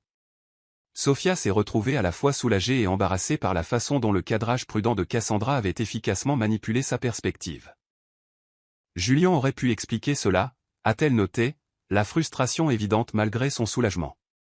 Les accords de confidentialité empêchent les divulgations spécifiques jusqu'à la conclusion de l'acquisition, a rétorqué Olivia. Bien que je sois d'accord, son approche en matière d'explication a laissé une marge d'amélioration considérable. Sofia a considéré cette information avec attention. Pourquoi me dis-tu cela si Julien ne peut pas le faire légalement? Parce que l'acquisition a officiellement été conclue hier, a expliqué Olivia, et parce que la constipation émotionnelle de mon frère l'empêche de reconnaître quand les obligations contractuelles devraient céder la place aux nécessités personnelles. Tu sembles remarquablement investi dans notre arrangement, a observé Sofia. Curieuse de la motivation d'Olivia, un moment de silence a précédé la réponse inhabituellement douce d'Olivia. Parce que je n'ai jamais vu mon frère vraiment heureux avant, pas jusqu'à ce que toi et ses enfants fassiez partie de sa vie. La simple observation a frappé Sofia avec une force inattendue. Notre mariage a commencé comme un arrangement pratique, a-t-elle rappelé à Olivia, bien que la déclaration lui semblait de plus en plus inadéquate pour décrire leur relation en évolution. Peut-être, a reconnu Olivia, bien que je soupçonne que c'est devenu considérablement plus pour vous deux, que vous soyez prêts ou non à reconnaître cette évolution. Après la fin de leur conversation, Sofia s'est retrouvée à contempler la perspective d'Olivia tout en regardant les triplés tenter d'organiser leurs possessions éparpillées. Leurs commentaires innocents ont révélé à quel point Julien s'était intégré dans leur vie, malgré la nature initialement transactionnelle de l'arrangement. Papa met les livres par taille, a observé Nathan sérieusement, tentant d'organiser leurs histoires du soir selon le système méthodique de Julien. Papa dit que nous sommes l'expérience la plus parfaite de tous les temps, a ajouté Lucas, arrangeant soigneusement des figurines de dinosaures en formation précise. Papa a promis de réparer le lapin quand nous rentrerons à la maison, a contribué Mia, serrant son animal en peluche préféré avec son oreille partiellement détachée. Maison. Le pavillon était en effet devenu une maison plutôt qu'une simple résidence, une transformation que Sofia n'avait pas pleinement reconnue jusqu'à ce que leur départ abrupt mette en évidence la distinction. De même, Julien avait évolué de coparent par obligation contractuelle à une figure paternelle authentique par une présence constante et une connexion sincère. La sonnette a interrompu ses réflexions. L'exclamation surprise de l'oncle Marcus depuis le salon a suggéré des visiteurs inattendus plutôt qu'une autre livraison. Lorsque Sofia est sortie de la cuisine, elle a trouvé Julien debout maladroitement dans la petite entrée de l'appartement, son apparence habituellement impeccable montrant des signes subtils de tension récente. De légères ombres sous ses yeux, un désordre minimal dans son toilettage habituellement parfait. Avant que l'un ou l'autre adulte ne puisse parler, 3 petits corps se sont lancés vers lui avec des exclamations de joie. Julien s'est immédiatement agenouillé à leur hauteur, les rassemblant tous les 3 dans une étreinte qui reflétait une émotion sincère plutôt qu'une affection jouée. Quelque chose s'est contracté dans la poitrine de Sofia, témoin de la joie sans retenue des enfants à sa présence et de sa réponse tout aussi authentique à leur accueil.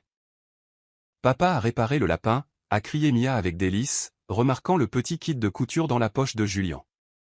J'ai promis que je le ferai, a-t-il répondu sérieusement. Son attention entièrement concentrée sur les enfants malgré la situation adulte complexe qui les entourait. L'oncle Marcus a tactiquement suggéré de montrer au triplé son nouvel aquarium dans la chambre, créant une intimité momentanée pour la conversation clairement nécessaire entre leurs parents. Alors que les enfants suivaient la diversion de Marcus, Julien a finalement rencontré le regard de Sofia directement. L'acquisition d'Horizon a été conclue hier, a-t-il déclaré sans préambule. Rebecca Sinclair est leur avocate principale. Nos réunions impliquaient des négociations confidentielles compliquées par la représentation de son mari d'intérêts concurrents. Olivia a expliqué les circonstances, a reconnu Sofia, l'étudiant attentivement. Bien que je sois curieuse de savoir pourquoi tu n'as pas pu fournir même ce contexte général lorsque tu as été confrontée aux photographies.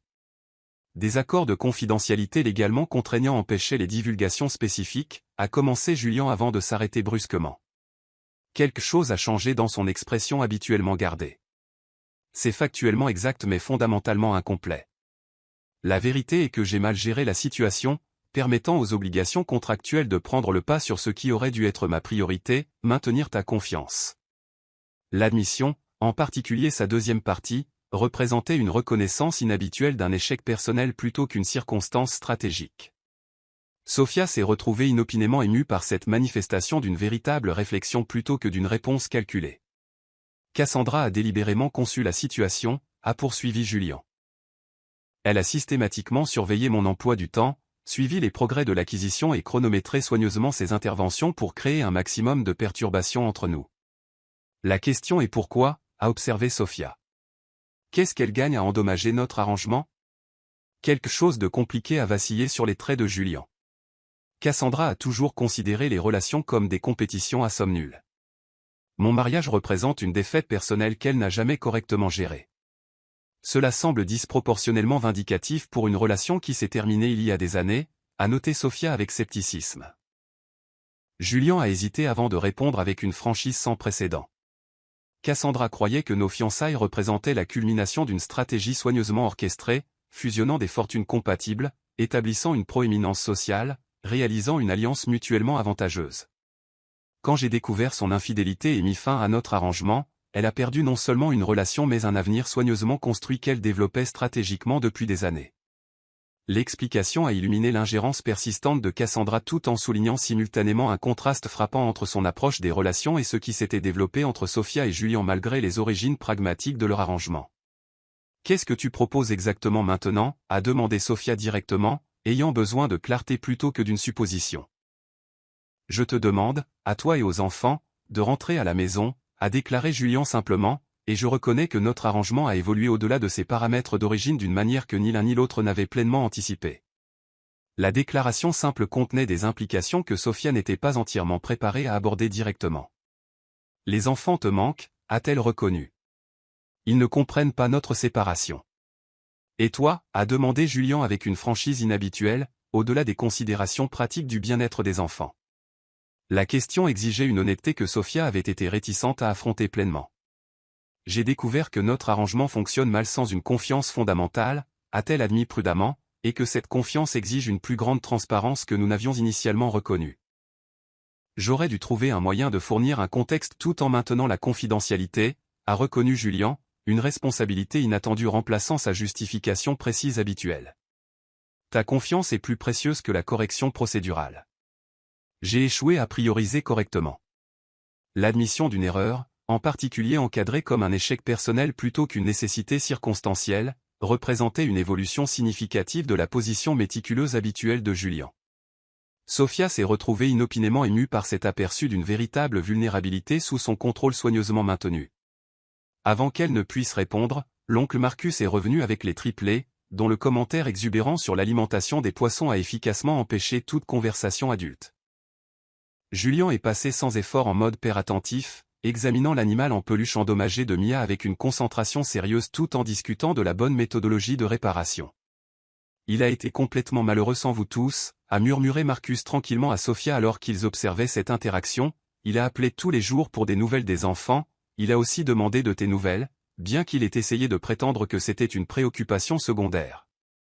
La simple observation a fourni une perspective inattendue sur l'expérience de Julien pendant leur séparation. Son extérieur soigneusement maintenu révélait rarement un véritable impact émotionnel, créant une impression de détachement même lorsqu'une connexion plus profonde pouvait exister sous la surface. Plus tard, alors que Julien se préparait à partir après la réparation chirurgicale réussie du lapin, il a hésité avant de s'en aller. Cassandra a envoyé d'autres photographies à mon bureau hier. Sophia s'est tendue, anticipant de nouvelles preuves fabriquées d'infidélité. Encore une documentation créative de réunions professionnelles. Non, a répondu Julien prudemment. Des images de toi et des enfants dans l'appartement de Marcus, sur l'aire de jeu local, la surveillance d'un magasin de quartier, suggérant une capacité de surveillance continue plutôt qu'une intervention isolée. Les implications ont envoyé un frisson à Sophia. Les manipulations de Cassandra s'étendant au-delà de la perturbation de la relation à un territoire potentiellement plus préoccupant. Cela semble excessif. Même pour une rancune romantique. Les motivations de Cassandra transcendent la jalousie conventionnelle, a déclaré Julien, quelque chose durcissant dans son expression habituellement contrôlée. Elle considère notre mariage comme une défaite stratégique nécessitant une réponse systématique plutôt qu'une déception émotionnelle, justifiant une acceptation éventuelle. L'évaluation a jeté l'ingérence persistante de Cassandra dans une lumière plus inquiétante. Une campagne calculée plutôt qu'une intervention impulsive. Sophia s'est retrouvée à reconsidérer leurs circonstances avec une clarté nouvelle sur les vulnérabilités potentielles s'étendant au-delà de leur mariage pour potentiellement impacter la sécurité des enfants. Peut-être que le retour à la maison représente une réponse appropriée, indépendamment de nos complications personnelles, a-t-elle suggéré pragmatiquement. La sécurité des enfants l'emporte sur d'autres considérations. Julien l'a étudié attentivement avant de répondre avec une perspicacité inattendue. Bien que je sois entièrement d'accord, j'espère que notre réconciliation pourrait éventuellement transcender la simple nécessité stratégique. La simple déclaration contenait des couches que Sophia n'était pas entièrement préparée à examiner directement. Un pas à la fois, a-t-elle suggéré. Bien que quelque chose dans sa réponse ait reconnu une possibilité au-delà de la réunification pragmatique. Le lendemain matin, Sophia et les triplés sont retournés au pavillon avec l'aide de l'oncle Marcus. La joie des enfants de rentrer à la maison a frappé Sophia avec force, leur attachement sincère à la fois à l'espace physique et à la structure familiale qu'ils avaient développée en son sein. Quelles que soient les complications qui existaient entre leurs parents, la fondation qu'ils avaient créée pour les triplés fournissait une sécurité authentique plutôt qu'une stabilité simplement jouée. Ce que ni Sophia ni Julien n'ont pleinement reconnu alors qu'ils reconstruisaient prudemment leur arrangement, c'est à quel point l'intervention de Cassandra avait par inadvertance renforcé plutôt qu'affaibli leur fondation, forçant la reconnaissance d'une évolution au-delà des paramètres contractuels, tout en soulignant simultanément le contraste entre la manipulation calculée et la connexion authentique qui se développait progressivement entre eux. Chapitre 11, la confrontation. Julien a bousculé le portier de l'immeuble de luxe de Cassandra, ignorant le salut de l'employé d'ascenseur alors qu'il montait à l'étage de l'attique. Les preuves qu'Olivia avait recueillies brûlaient dans son esprit. Des images de vidéosurveillance réfutant les photographies. Des relevés téléphoniques remontant à Cassandra et à l'aveu écrit de son assistante sur le plan élaboré pour détruire son mariage. Cassandra, a-t-il tonné dans le foyer en marbre alors qu'il entrait sans préavis. Montre-toi. Elle est sortie sans se presser de sa chambre, serrant une robe de soie autour de sa silhouette mince, pas un cheveu de travers malgré l'heure matinale. Son sourire habituel n'a rien révélé. Julien, chéri, quelle visite matinale inattendue. Épargne-moi la comédie. Il a jeté le dossier sur sa table basse en verre, les documents se répandant sur la surface. Les photos étaient fabriquées, toute la campagne contre Sophia, c'est ton œuvre. Cassandra a regardé les preuves éparpillées avec un amusement détaché avant de se servir du champagne. J'ai simplement révélé la vérité sur une femme qui a caché tes enfants pendant 3 ans. Quelqu'un devait intervenir avant qu'elle n'exploite complètement ta culpabilité. Intervenir ? Julien a avancé, gardant sa voix dangereusement mesurée. Tu as orchestré cela depuis le début, même avant que tu ne reviennes d'Europe. Il ne t'a pas suffi de me trahir avec Derek. Tu ne pouvais pas tolérer que je construise une vie sans toi. Un éclair d'émotion sincère a perturbé les traits de porcelaine de Cassandra avant qu'elle ne le masque avec une indifférence habituelle. Une vie à jouer à la maison avec cette couturière de Brooklyn ? S'il te plaît, Julien, elle t'a piégé avec ses enfants. Cette mascarade domestique n'était jamais censée être ton avenir. Tu ne comprends rien si tu crois cela. Son expression s'est adoucie momentanément quand il a pensé aux triplés, à leur personnalité distincte, à leur affection sans inhibition, à la joie qu'ils apportaient à chaque jour. Mes enfants m'ont donné un but que je ne savais pas qu'il me manquait. Et Sophia a exécuté un piège sans faille, a coupé Cassandra, son rire cassant résonnant sur les surfaces en marbre, d'abord en cachant tes héritiers, puis en jouant les victimes quand elle a été découverte. Tu es magistralement manipulé. Julien l'a étudié, reconnaissant enfin le schéma des machinations de Cassandra tout au long de sa vie. Tu l'as méprise parce qu'elle possède quelque chose que tu n'as jamais pu avoir, l'authenticité. Ce que Sophia et moi avons construit n'est pas fondé sur le calcul ou l'avantage. La réalisation a cristallisé alors qu'il parlait. Il aimait vraiment Sophia, pas seulement en tant que mère de ses enfants, mais pour son intégrité inébranlable, sa résilience, sa capacité à pardonner ce qui semblait impardonnable. Cela se termine maintenant, a-t-il déclaré avec finalité, se tournant vers la porte. Reste loin de ma famille. Le rire moqueur de Cassandra l'a arrêté. Où te précipites-tu exactement? Pour mendier le pardon de ta femme trahie? Elle a secoué la tête avec une fausse sympathie. Toujours un pas derrière dans ce jeu, n'est-ce pas? La peur a bouilli dans son estomac alors qu'il se retournait. Que as-tu fait? Imaginez-vous qu'elle attendrait patiemment après que vous ayez menacé de lui prendre ses enfants? Le sourire triomphant de Cassandra l'a glacé. Elle est à bord de mon jet privé, se dirigeant quelque part où tu ne la trouveras jamais. Les enfants aussi, bien sûr. Julien a immédiatement cherché son téléphone. Tu mens. Vérifie ta maison, a suggéré Cassandra avec une satisfaction soyeuse. Leurs placards sont vides, les jouets préférés des enfants ont disparu. J'ai simplement offert le transport, mais Sofia était remarquablement désireuse de disparaître après ta prestation d'hier. Julien a appelé le numéro de Sofia, qui est tombé directement sur la messagerie vocale. Ensuite, Olivia. As-tu eu des nouvelles de Sofia? A-t-il exigé sans préambule. L'hésitation d'Olivia a confirmé ses craintes. Julien. Elle avait besoin de distance après tout ce qui s'est passé. Où est-elle, Olivia? Sa voix a craqué, un son étranger à ses propres oreilles. J'ai promis de ne pas te le dire, a-t-elle répondu doucement. Cassandra a orchestré son départ. Ne comprends-tu pas? C'était son coup final. De quoi parles-tu? Olivia a semblé sincèrement perplexe. Cassandra est ici, en train de jubiler à l'idée d'avoir envoyé Sofia et les enfants sur son jet privé. Après un silence lourd, Olivia a répondu avec alarme. C'est impossible. Sofia a refusé son offre. Elle est dans une villa en bord de mer à Sainte-Lucie avec les enfants.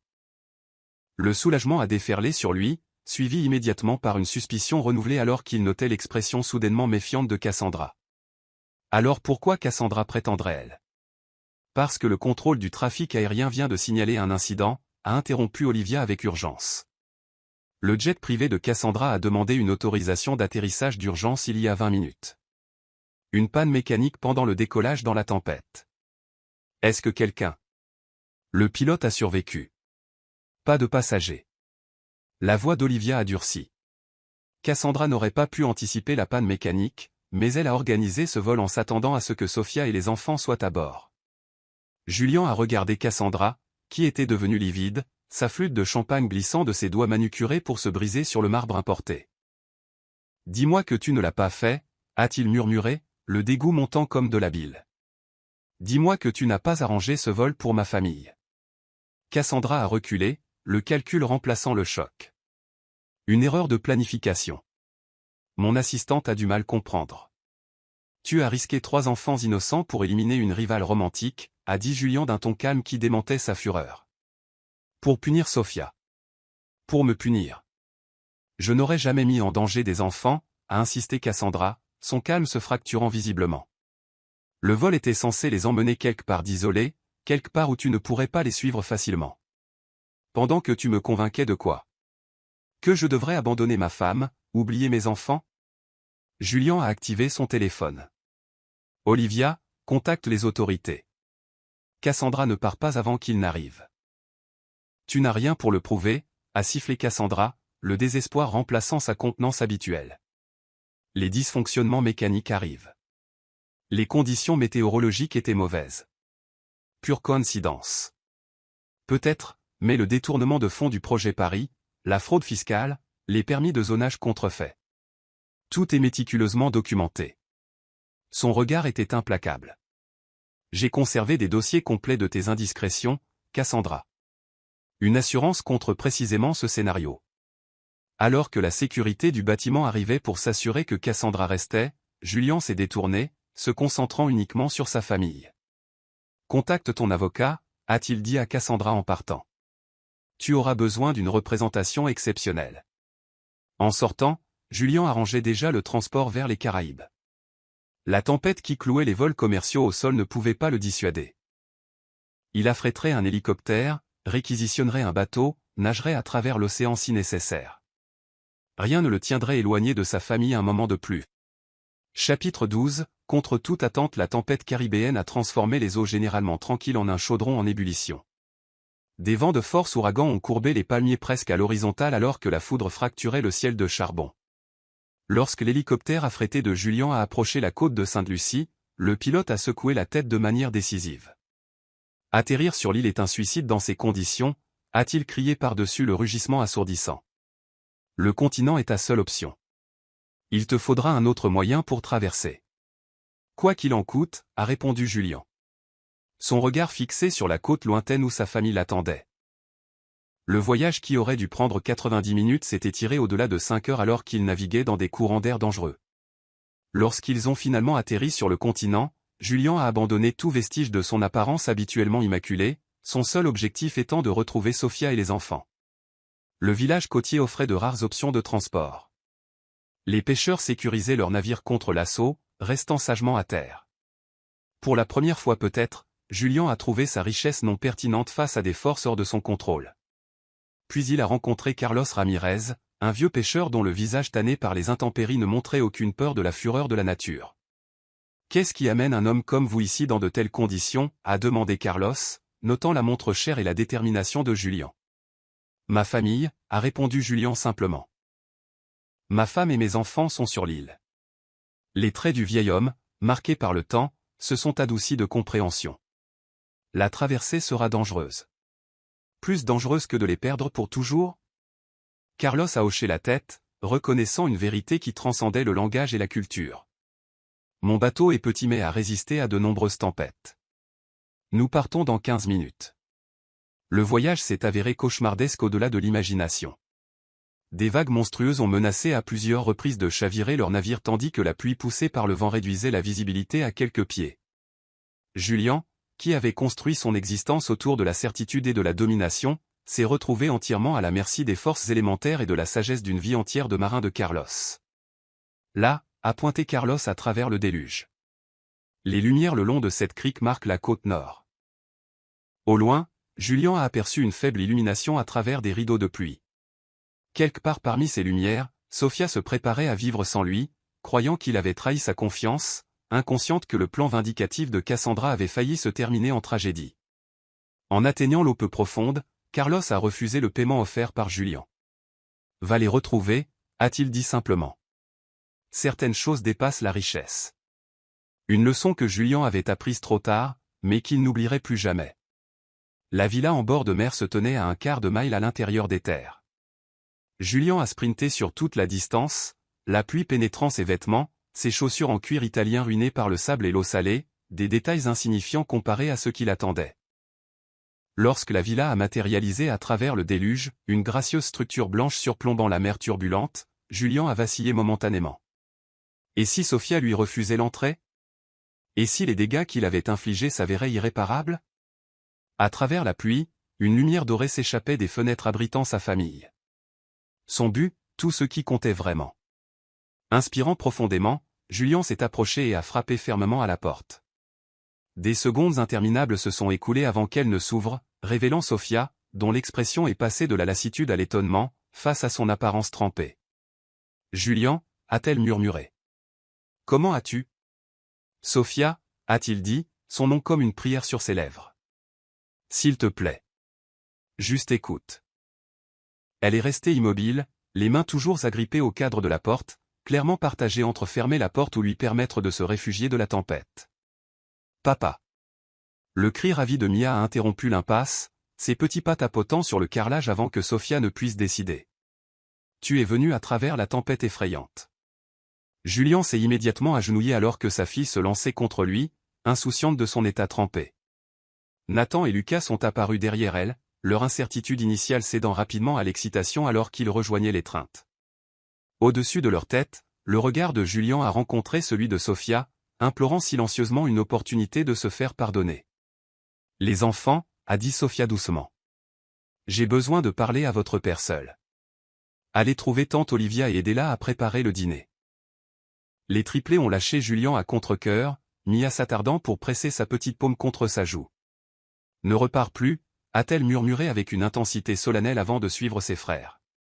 Julien est resté à genoux, la pluie coulant de ses cheveux et de ses vêtements, ne cachant plus l'émotion qui le submergeait. Cassandra a tout fabriqué, Sofia. Les photos, les preuves, tout a été fabriqué pour nous séparer. La foudre a illuminé le visage de Sofia, charmant malgré le manque de confiance, la douleur que ses actions avaient infligée. « Tu as menacé de me prendre mes enfants » a-t-elle dit. Chaque mot était lourd de douleur. La pire erreur de ma vie. Julien s'est levé lentement, maintenant une distance entre eux.